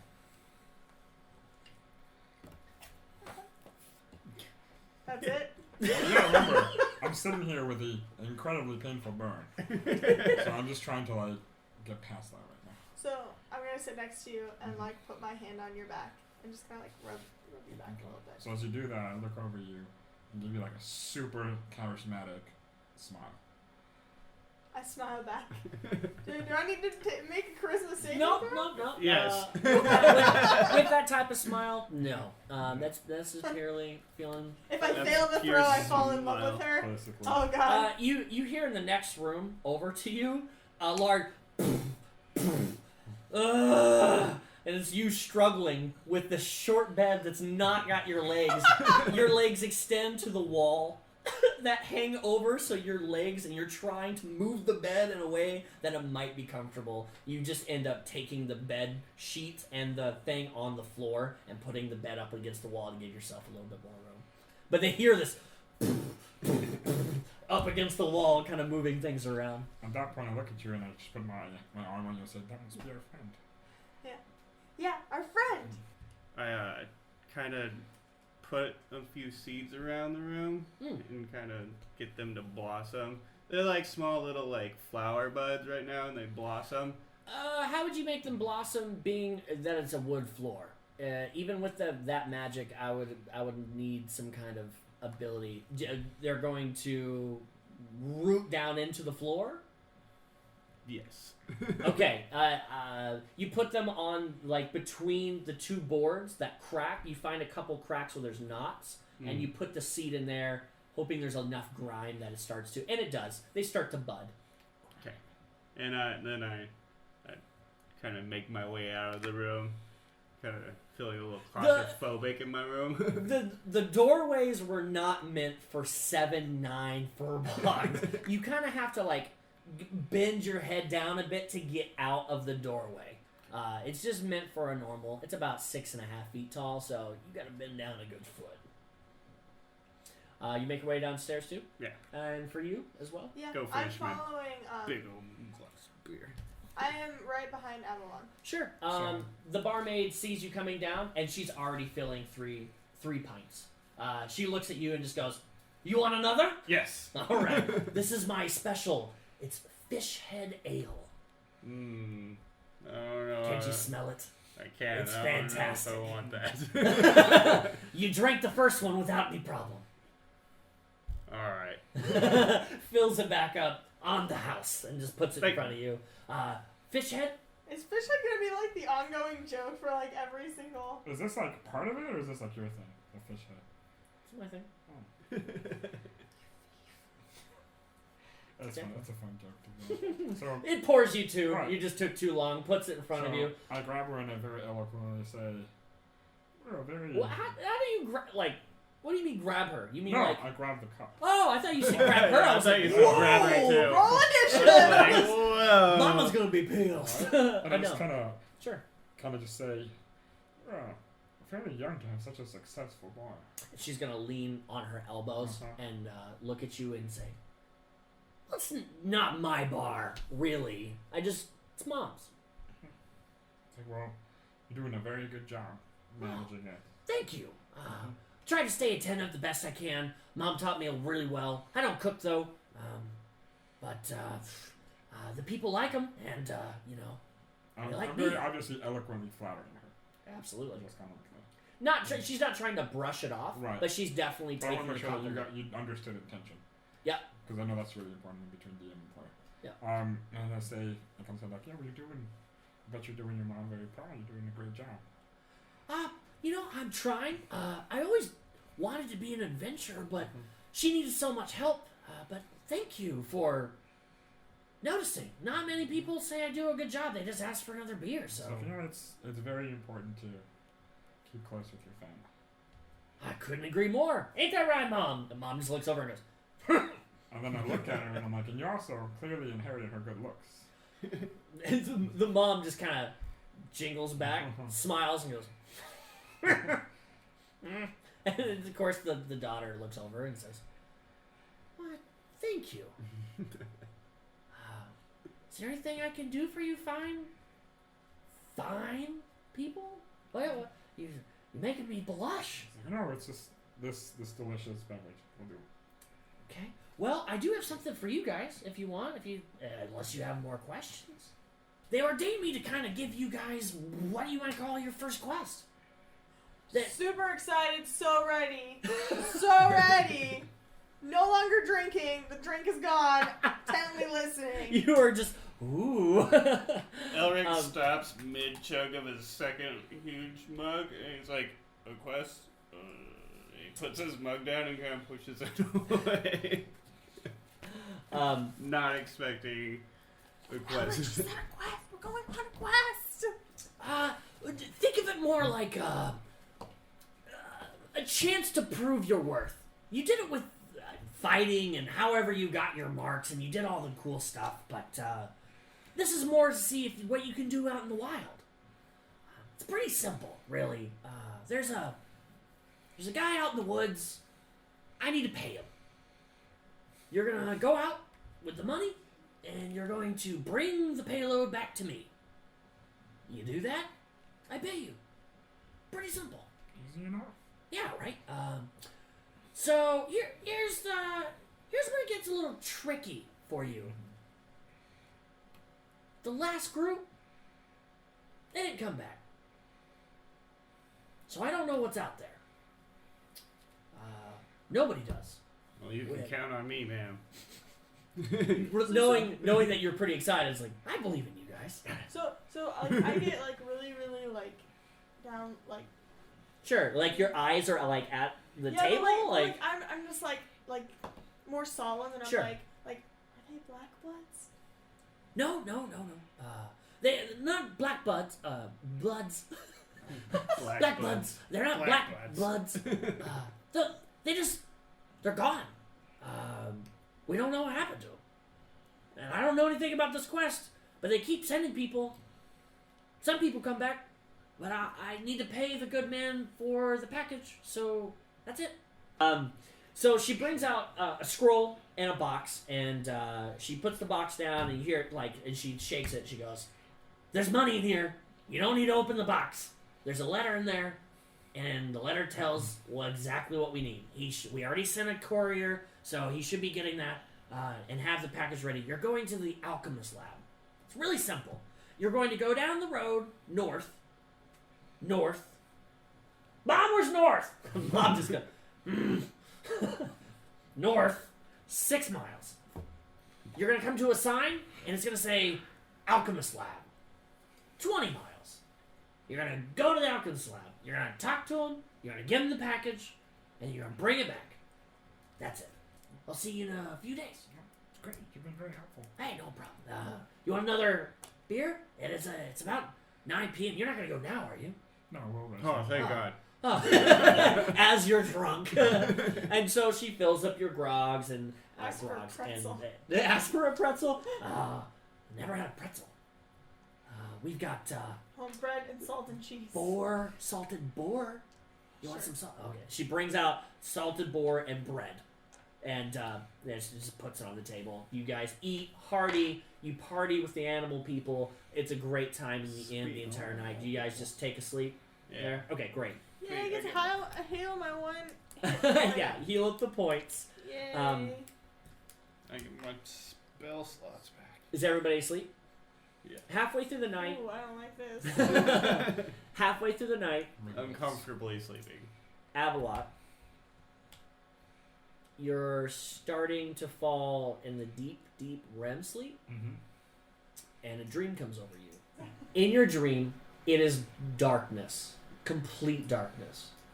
And on the horizon, you can't run, you can't walk, you can't speak. It is completely silent. You see 12 lights in front of you in a semicircle, far, far away. And you see 12 figures walk in front of those lights towards you. And as they get closer and closer, they grow in size. As the 12 figures start to get very close, shoulder to shoulder, they look down, and as you look up, they are stories tall, just absolutely monstrous. The piercing white eyes through the darkness as their eyelids open, and the one in the middle, the eyes open like a lizard. And the mouth opens, all the mouths open just to glow, and you see them speaking. Words that you cannot hear. And as you guys, go ahead and roll a perception check for me real quick, both of you. Oh, yes. 23. One second, I can't find my perception. 20. 20? Okay. You guys being in the rooms nearby, you don't wake.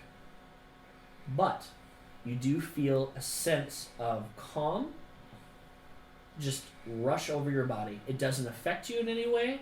It's just a serene feeling. You are feeling a warmth through your entire body.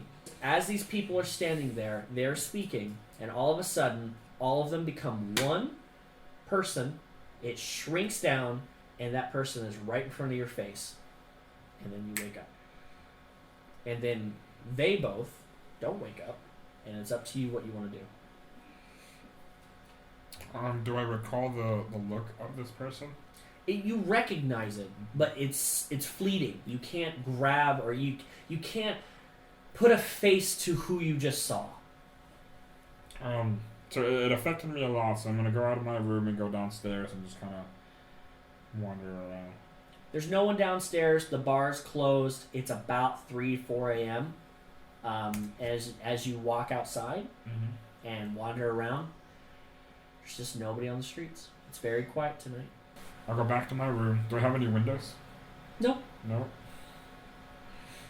I'll just do 2 circles around the end. Okay. Come back inside. And then you go back inside? You go back and lay down? Mm-hmm. Okay. Then you actually wake up from the dream. Oh, no. None of that shit. That's the end of that for you. No. So as you have this feeling, you guys have no idea what just happened, in the sense of it just seemed like a normal dream for you. Wait, did we experience that Nope. as well? Okay.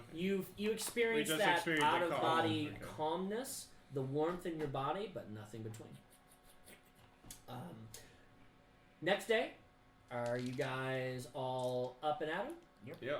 All right. Slept Well, you tell me what you guys are doing. You're waking up. Oh. I'm waking up.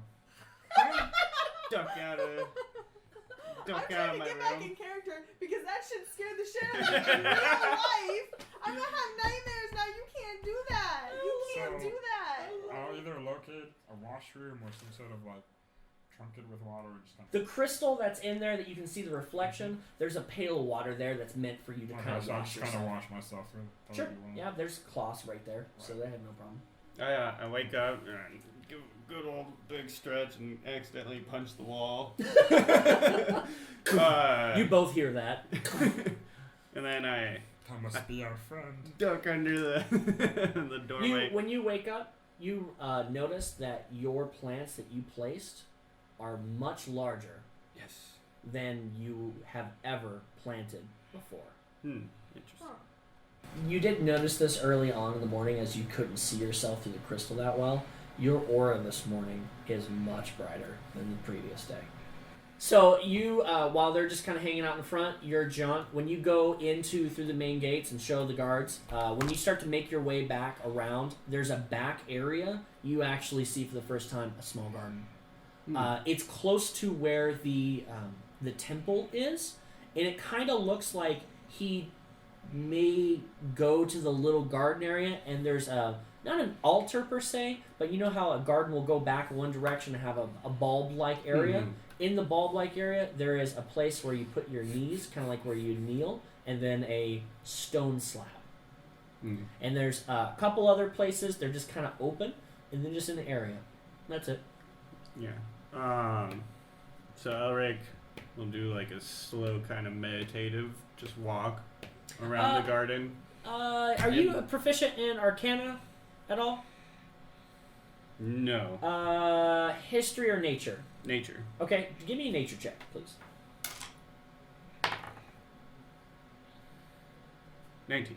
19. Was it 19? When you walk into the garden, do you walk in the gardens? I didn't ask. Yeah. Okay, when you walk in the my gardens, with your height specifically and that type of role, you notice right away that these little, where the pathways go, there's little areas where people would sit. The pathways make what seems to be a very large arcane room with the pathways. And as you enter it, you feel very calm as you enter. It's just something about the area, just it's a breath of fresh air for you. You've noticed this from your past, that it reminds you of when you were deep, deep, deep in the woods. It's that calming bird sounds and everything, and it's quite a bit of, it seems like there's not a lot of bustling. There is people around you, but it seems like you're kind of in a little bit of a trance. Yeah.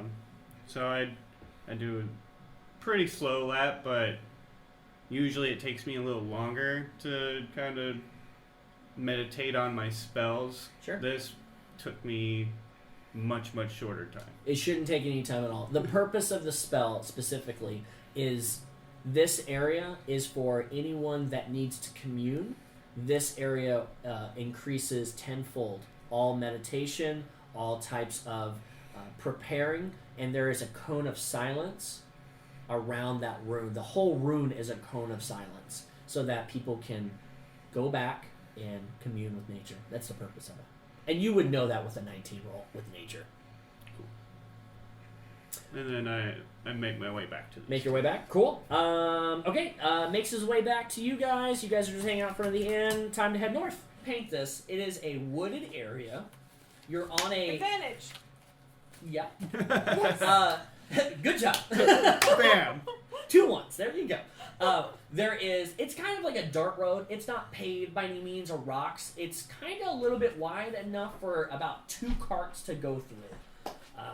And it's just as far as the eye can see. As you guys are leaving the Waterdeep area, you see guards and you kind of walk through a different area and you're heading north. As you're traveling 2 to 3 hours, the amount of people lessen that you're seeing out on the road. There are merchants traveling, but about 3 to 4 hours out, you don't see anyone else. You're it on the road. Anything you guys want to do while you're traveling on the road? Just kind of look at them like, so what are you guys' stories? So I get like really like shrunken in, and I say, So I see you, I kind of grab it like, it's okay. You can tell me. You're in a very... I like shrug you off. Like I say, oh, you know, I'm just here for adventure. Okay. I came from my clan. I'm here for adventure. Is that it? Or... Okay, I understand. I understand your personal space. I'm really excited for adventure. Good. What about you, friend? I smack my hand down on your shoulder when you call me friend. Like a playful smack, not like super hard. I'm like, oh, dog shucks. I tell you, you see, I come from a traveling nomadic tribe of Firbolg, and we mostly stick to the parts just outside of Waterdeep, probably about 40-50 miles northeast.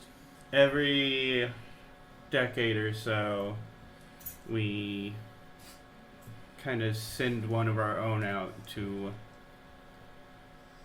kind of work with others, the humans, the elves, and I got selected. It's usually based on potential, and they saw real strong potential in me as a druid, so they had me go out to Waterdeep, and I quickly realized that Waterdeep is an expensive place, and no place was offering any work, so... Your tribe sent you out? Yes, it's a great honor to be sent out. Oh. I miss them, but we're a pretty reclusive tribe. Oh. So this is really my first time among other people, especially such a shining, beautiful woman. Thank you. It's good to be in front of each other. You all three hear something off in the distance. That's all. So- Travel on another... Nope. Okay. Right as you guys are about done talking, you see this tiny little gnome running in front of you about 40 feet from... There's been a clearing on the road, and then it's forest. And it kind of narrows. You see a tiny gnome run from the right side to the left side, fast as his little legs can run, and you just hear... from right to left, Scooby-Doo and he style. is holding a giant egg. It is double the size of him, and he is running. He looks over, he sees all three of you, and just starts running towards you as fast as he can. Mm-hmm. And then all of a sudden, as he's about 10 feet from you, you see a giant, long-legged bird bust out of where he was running, slide a bit, look at you guys, and then look down, and then just start barreling towards. The gnome barrels towards Barrels towards. They're about 40, 50 feet away. The gnome is booking it to you guys. He's about 15 feet away. What would you guys like to do? So the bird's like 40 feet away? Yep. Hold on, That's a so big how do you ass see bird. the So I'll take out my sword distance of and this? say, Friend, did you steal that from the monster behind you? You're gonna hear, ah! Help me! Help me! It's gonna kill me! And he's just running. He's running. I was like, okay, I'm gonna help you. Give me the egg. And And he's I gonna- take the egg from him. He's gonna run right to you, right behind you, and he's gonna cower behind, like, help me! This I look down at him. This bird is about 15 feet from you, and it is barreling towards you. Okay, this creature, long-legged, kind of looks like a big bird with the legs, and then it comes to a torso, and it has tiny baby wings, like little baby wings, and it is hunched down, and there is a large beak. It's about 2 feet out, and it's real big, about the size of the egg, and it is barreling straight towards you. Roll initiative. First initiative! No! Oh, Nat 20. shit! No way! And that one in a nat 20! No way! I got A an 5? 8. Yikes! So that's a total of 22. That's a 2. That's a natural one. Voquis. Voquis. And then Avalon. Alright, first up, Elrick. Elrick, what do you want to do? So you say he's about like 15 feet away from me? He is, between you 10 feet. casting that, he is 10 feet from you. 10 feet. And he is barreling. When I kind of step towards him Okay. and just like clap my hands real loud with a thunder wave. Thunderwave.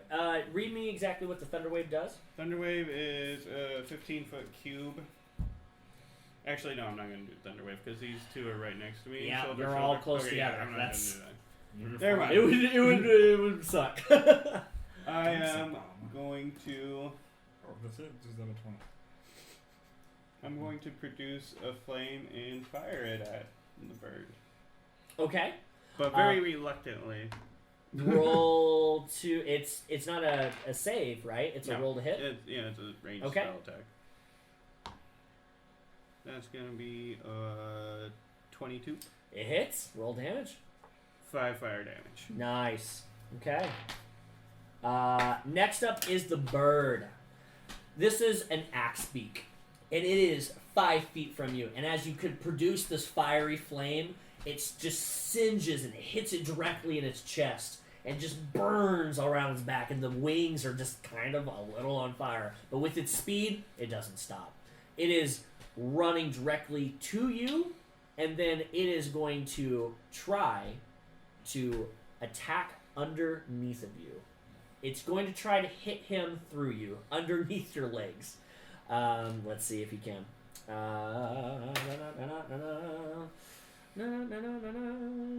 Does a 13 hit? No. Okay, great. It tries to use its speed and go between your legs, but also try to hit your legs, and it misses. It goes between your legs, and it hits right underneath the little gnome, and now it's kind of dug into the ground a little bit, and he's like, ah!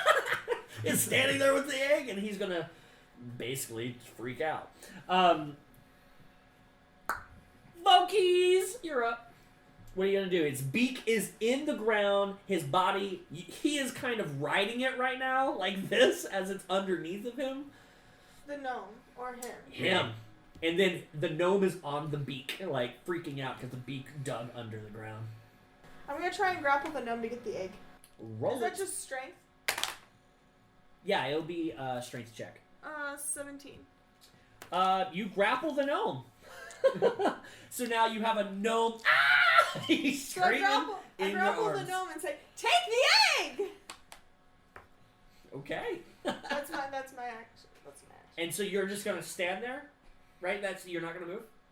You'll be standing on top of the bird. You grappled, and now you're next to him, and Yeah, the you're, bird like, is underneath behind him. me. So now you've got the gnome.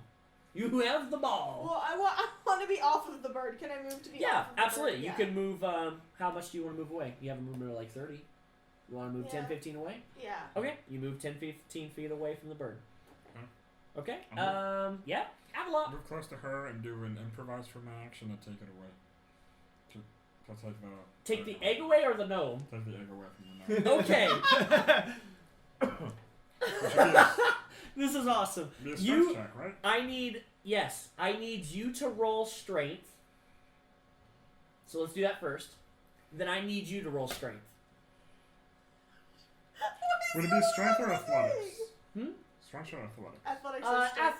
Athletics is no. I'll It make Because you. athletics is strength. I'm gonna based. make you roll a straight strength modifier only. This is to grapple. Nice. 22. 22. 7! Oh no. Okay, and so that breaks. Okay, so this is what's gonna happen. You are going to pull the egg from the gnome, Mhm. but you still have the gnome. So you have the gnome, and he's gonna go no, and now you have the egg. Okay. Do I have any movement left? Yeah, you have your full movement. Okay. Yeah, it was 10, 15 feet, so I'll give you 10, Right. 15 feet left. So can I use my movement to roll the egg away from me? No. That would be like a bonus action, and so that really was all of your actions Okay. per se. You would need to run with it at this point. Okay, I'll move 15 feet away from it. Okay, so now you're 15 feet away, then it's you with the gnome, and then you've got the bird under your legs. But as I'm grabbing it, I'm like putting it away like this. Okay, alright, and you're like walking the opposite direction? Right, like towards the bird. Towards the bird? Just like this. Oh, you're not walking away, no, you're I'm walking walking away towards from. the... I'm walking away from the bird, but like keeping. Oh, okay, No, I thought you were saying you were delivering it to the bird. That's what I was like, No. that was not what I thought. Okay, cool. Back up top, Elrick, it's you. This bird is underneath. You'd almost, if it raised its head, you would be mounted. Could I do it? Can I do an animal handling to try to? I can't communicate with animals, but can I do animal handling to try to calm the bird a little bit? How would you Kinda- calm this bird? Give me Kind of, kisses. since it's like right under it, I'm almost straddling it. Kind of just like gently, like kind of put my hands on it, kind of like a Okay. kind of a reassuring ring. Bart Calm down, Simpson. calm down. Okay. Just kind of like a reassuring, kind of like pressure grasp almost. It would be animal handling. Yeah. Roll it. It's an 8. Okay. As you put your hands around the neck, the bird immediately is not happy. You notice that as you put your hands on it, you can feel this is a very muscular bird. It has feathers all over it, but you feel anger and pain through your hands as you're trying to calm it. You can feel the sense of the bird. It is pure rage, and it flexes all of its muscles as you try. It feels like it's Weird flex, but okay. Flexing on it me. is weird flex, but it is not happy. As, Would you like to try to move? as like a bonus action, can I speak to it and be like, "Hey, we're trying to get you your egg back." Absolutely can. Awesome. I'll do that. Because I have a speech of beast and leaf, and it communicates in a limited manner with beasts and plants. The rage does not subside. It's a barbarian bird. Barbarian. I would like to. Would you like to move? You have movement left. I'm going to scooch. I'm going to scoot back 5 feet, so I'm no longer over its neck. Okay. And just that. You are stepping back away from the bird, but still within 5 feet. That's what you're telling me. Okay. Yeah. Absolutely. And you do that. No problem. And that'll be That's your turn. my turn. Okay. Since I'm assuming like the animal handling was my action. Yes, absolutely. So the axe beak breaks out of the sand with such force. It's pissed. It breaks out, submerges, and you can it makes eye contact with you a little bit slow-mo as it breaks out, and you just see anger. You feel anger from this bird, and it just immediately looks at you and whips over at you holding the egg and just starts running. Those two legs are big strides. Boom, boom, boom. And it gets up right on you. And it is going to headbutt you in the back. And I am going to need you to make a Constitution save. No, one. You don't need to. Because as the axe beak is running out of pure rage, big bird legs are going, it trips.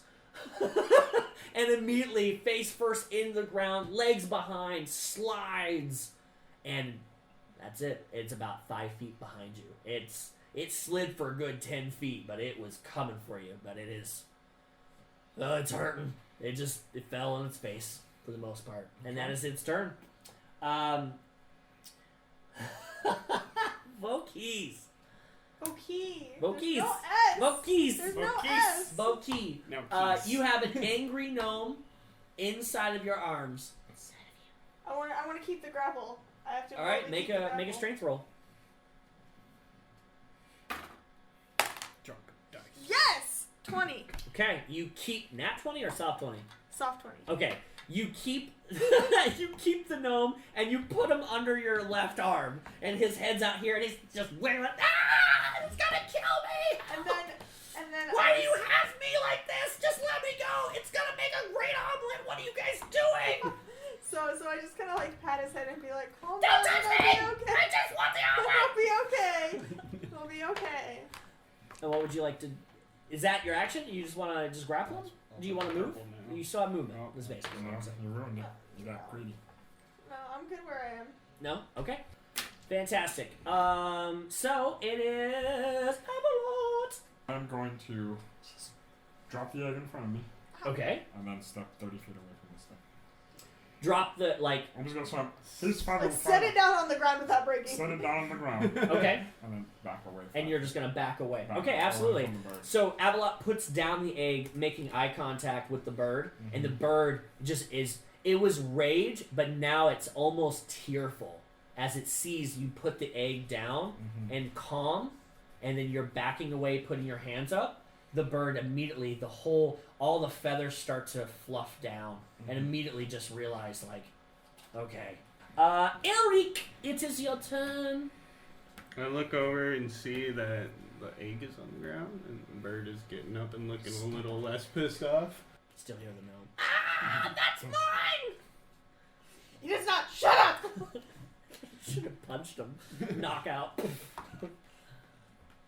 I'm going to approach the bird and put my hand on it, and I'm going to cast Cure Wounds. Why? You should... Yeah, okay, so that's all of your movement to get to the bird. As you walk over and knowing that it's rage, you slowly creep up on it and you put the hands right on the back of the bird, and the bird whips around really fast, but then as you cast 6 points. 6 points... 8 points of 8 points. Nice. healing. You feel the warmth go from your hands to heal, and those burn marks that you caused and all the ruffled feathers and things, you start to see that it's healing, but also any kind of calmness starts to go throughout the bird, and that rage just, you feel it just expel completely. And the bird just looks over to you and then looks back. And I talk to him. I'm just sorry about the burden, buddy. And then I guess in my turn. Since Okay. I used all my movement. It is now the Axebeak's turn. So the Axebeak will turn its head back to you and hear chop, like a little like chop chop. Like I can't do it very well, but like the clapping of its, just that's it. A little bit of a chirp. So, it's saying something to you, but Yeah. you have no idea. I have no- And then it turns back and it starts to move a little bit quickly, and right as it gets to, and it sees you're pretty far away, as it gets to the egg, it opens its beak and scoops up and just runs. And it breaks into the forest as far as it can go, and then you hear the gnome, "Ah, no! What are you doing? That's my omelet!" And so now you guys are out of combat. So, what would you like to do with the gnome? Hey, I'm up what to are we the gonna do with gnome. this gnome? I'm Ah, not what are gonna you know. doing? And I'm like, why did you do that? Do you need food? What are you talking about? That's the best omelet in the world. All you had to do was kill the bird, but you let the bird go, and we don't have an omelet. It's the best. Put me down. I walk I'm over. it's just kicking his legs. Put me down. I walk over and I grab him by his scruff and like kind of lift him out of her arms and like just bring him to my eye height. What do you want with me? And I I'm was like, gonna make you guys an omelet. What are you doing? you should leave nature alone. What are you talking about? That's my whole job. I get an egg every day. This day, you just had to stop me. I would have made it far away, but no, you guys couldn't kill the stupid bird. And I'm And just I like, drop him. and at that point, I'm like, so you've been taking these birds' babies every day for the rest of your Where do life. you think the town of Waterdeep gets these phenomenal egg omelets? Did you guys go to the Drunken Horse? Did you have their food? That's where I deliver them to. They pay me really good. I come out here every day, I find the egg, I bring the egg back, but Mama was home. At that point, I take out my sword. Just jab it in his throat. Okay, roll for initiative. I think I need to do a Constitution saving throw first because I'm about to vomit. Roll for initiative. Oh my god. This ties back to my story. What'd you guys roll? I got a 17. I got 12. 19. 18. So 18 for Avalot. Mm-hmm. Okay, and 19. Elric, you're a 19. Yeah. Nice. 12. My first action is going to be to throw up. Voquis and Elric, what'd you get? 12. Sweater, dude. Yeah, no. 12. What happened? 15. Looks like you got into a battle. I did. You said 12, right? Yeah. Okay. There are like so 18. many holes. I don't know what happened to this. Yep. Okay, so I'm gonna give this to you as a super surprise. You pull out your sword, and immediately the glimmer off this silver blade, right? Okay, the silver blade, you immediately push it directly towards with such fierce and quickness that no one saw this coming. Not anyone from your party. Rolled attack. You get a nice little sneak round. I always forget what the D8s are. Roll to attack. Roll to You got attack. hit first. Might miss. 14. 14 hits.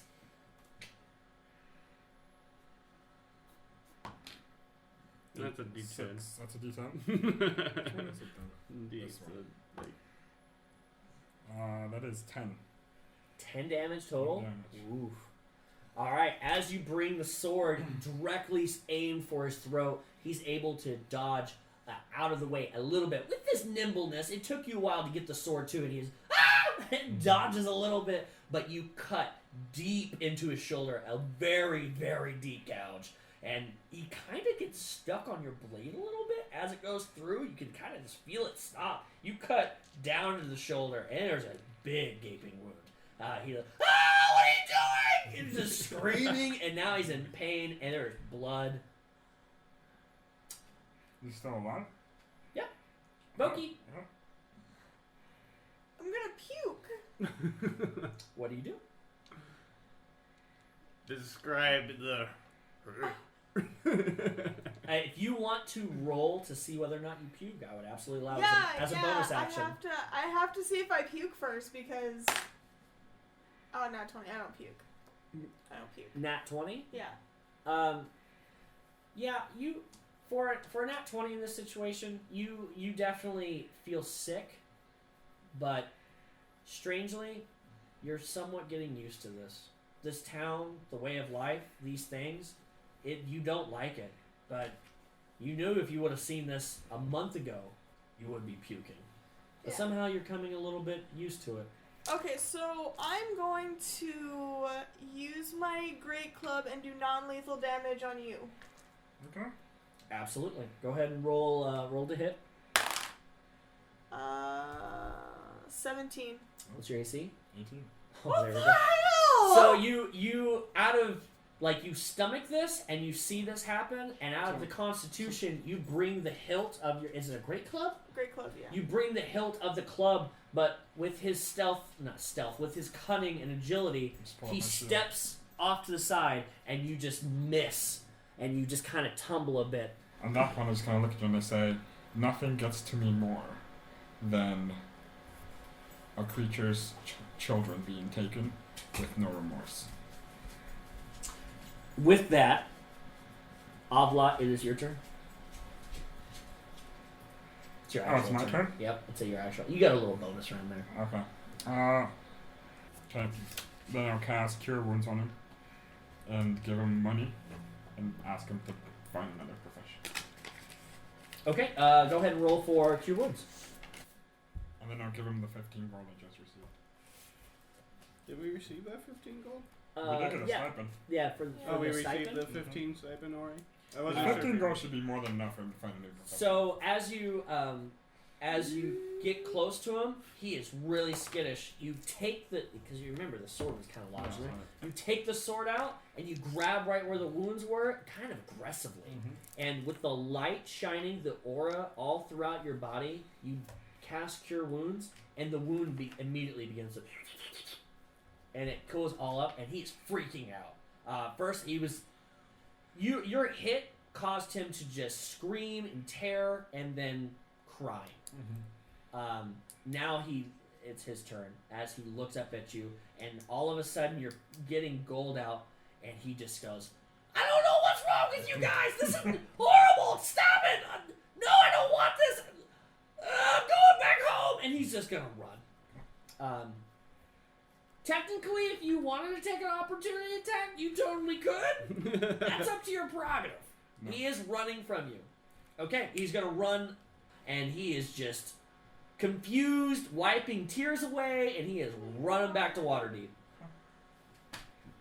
I think it is just the... Yeah, because otherwise I'd be like... The attack is with the proficiency when I make attacks. I would get a guaranteed +6 to any heal. Yeah. I get a +2. So I need to. You're out of combat completely. Right. Yes. No one was injured. Well done. No. Well done on your first small encounter. Yeah. You almost killed an elf. What is wrong with you? There you go. Is this in character or out of character? Yes. In. I'm pretty sure. If you yes, both. Right. So I'm gonna give you guys full reins here. You need to deal with what just occurred. What did you just do? I'm like crying. Yeah. I am crying. Why did you do that? So at that point, rather than reading it, I'll just tell them my whole backstory and like where did this all came from. And at first I apologize that was a very PTSD reaction, which is why I healed and wanted to cure him. Can you give some not from reading it, but could you give I'm not gonna read it. I'm just gonna give you the reason why you did it exactly? And I was just like, it was a very PTSD reaction. I apologize. I will try to control myself. This is actually what led me to my position today. But one of the worst things I've witnessed in my past is the total enslavement and murder of children and women.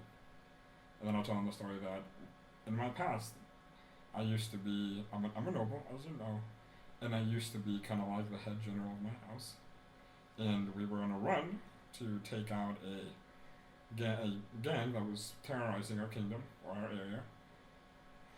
And as we investigated, we found out that not only did they systematically rape, murder, pillage, but they also did it without remorse, and they took slaves. We told stories of every time somebody decided to fight them or said no to them, they would make the children kill the parents, and vice versa. He says, I remember a crying mother tell me the story of how one of the ruffians forced her to kill her own newborn, and then she took her life with my very own sword. I made a mistake. I went against my family values and my God's values. Because when I found out where the head of this organization was hiding, the town itself decided to hid him from us, knowing full well what he did, because he provided them with money. I tried to reason with them, but they said, the thing that got me, somebody said, better them than us, and don't we get to enjoy some of the wealth too? So nothing gets to me more than the complacency of justifying actions because of monetary gain or personal gain. And it's like, and this is something I never told anybody, but at that moment with this very sword I have, I killed every single man, woman, and child in that village until they told me the location of the head of the clan. That is how I was cast. That is why I was cast out. So during this entire speech, as he's been very bright this whole day, when he hit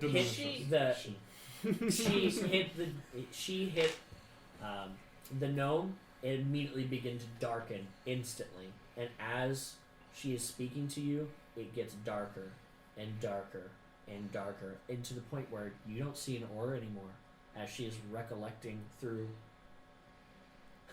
these memories and really bearing her soul. But you can tell the soul it's hardened. It's like, actually, the sword I have, it is my family's precious heirloom. It was given to my ancestor, who was a direct descendant to Pelor. And the moment I killed the last child in that village, it lost all its magic. Because my entire family was kicked out of Pelor's feet. So not only did I ruin my life, but I also ruined my entire family's connection.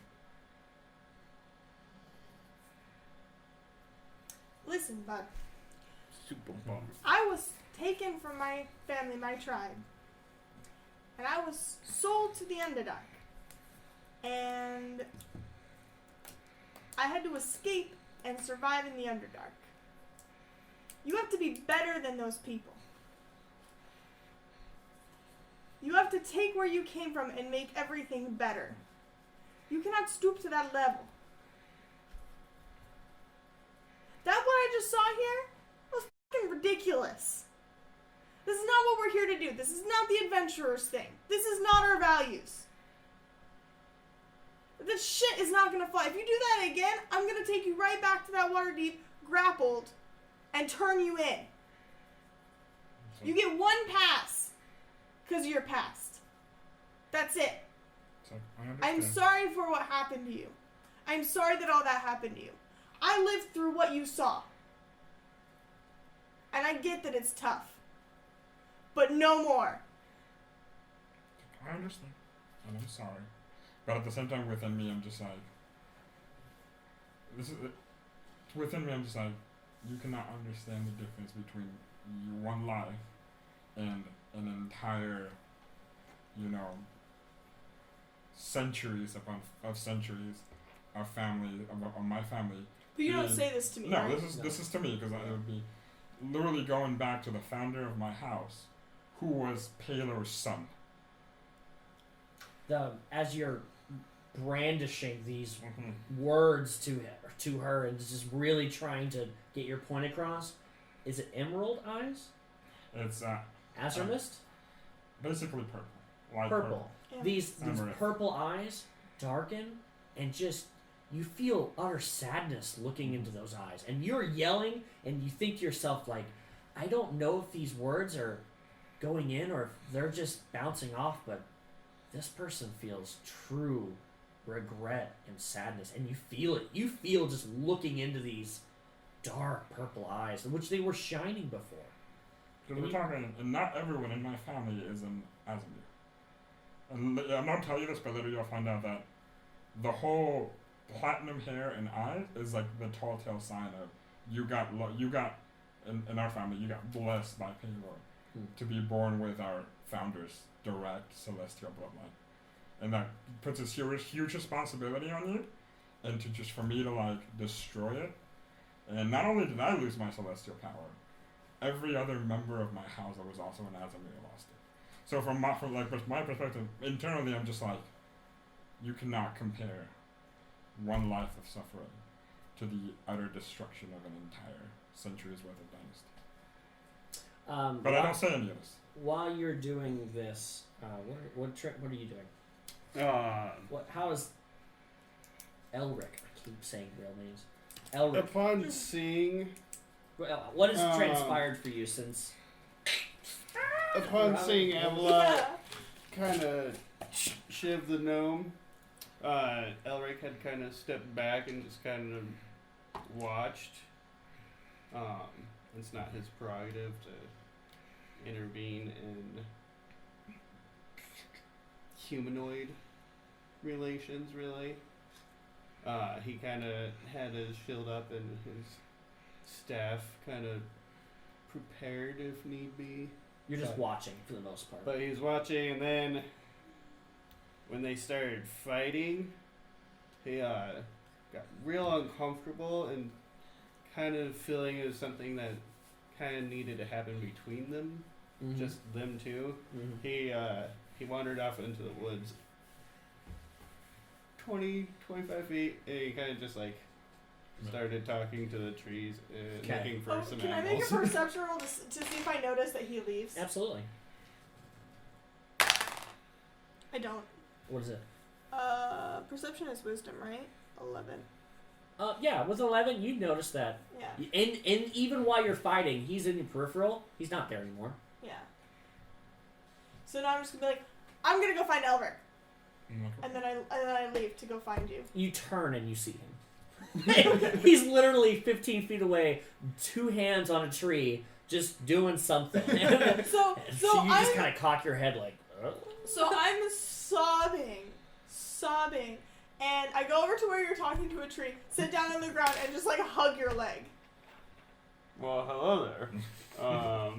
because I'm so upset, Are we ready to go? so upset. And I reach way high and pluck. you got about an 11-foot range.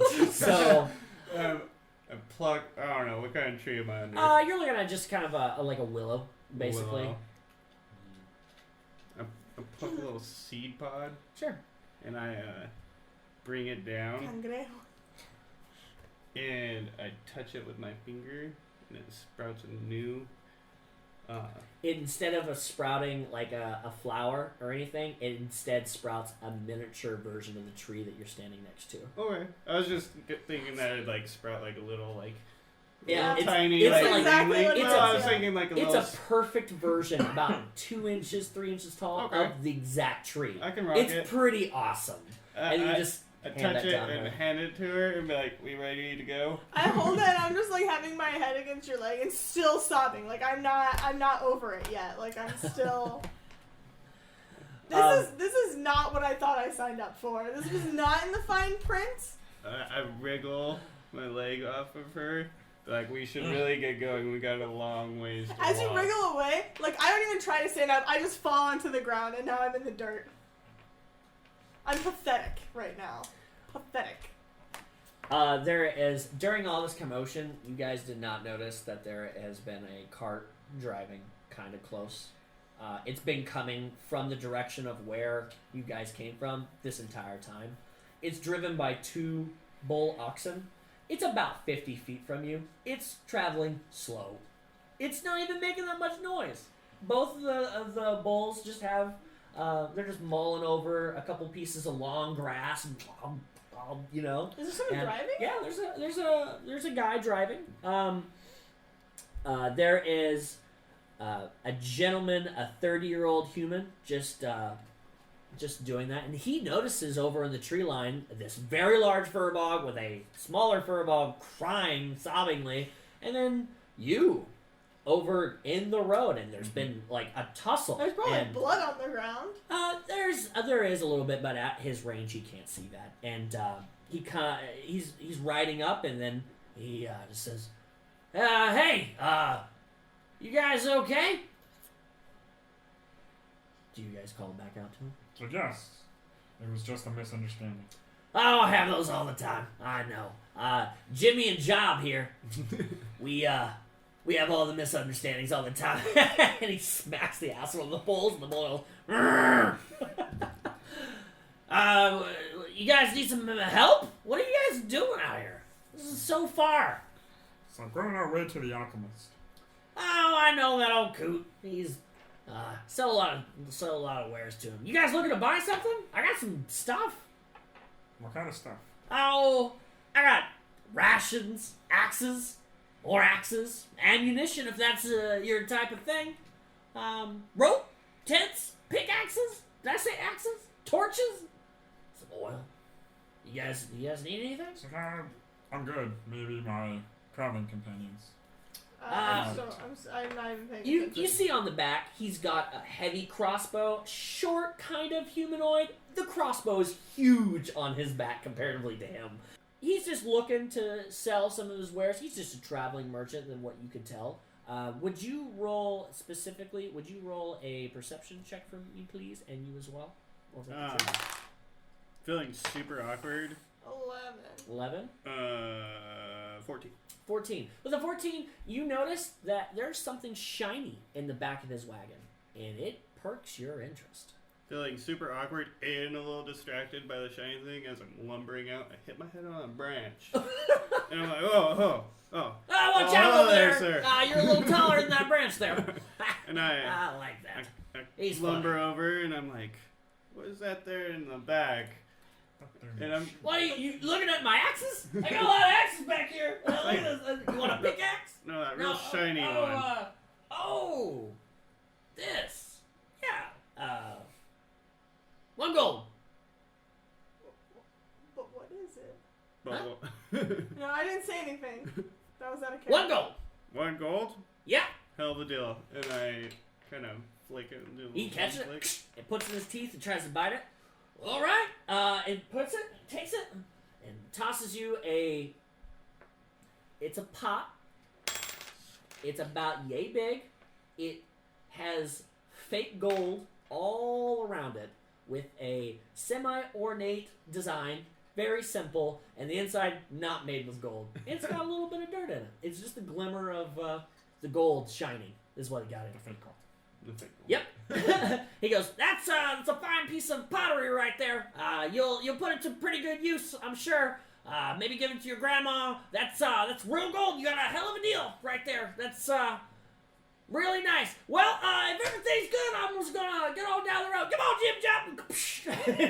At that point, I look at him and I'm like, meh. I'll look at him and say, you got duped. Like, Hey, yeah, but I only thanks, paid gentlemen. 1 gold for a sweet pot, so I don't know. And I put a couple of seedlings in the dirt in the bottom. oh, nice. Touch each one, and they So, bloom into little like. The only green thing I didn't stalks. tell you is on the side of the pot, there's 2 holes, and it's got a loop with some leather.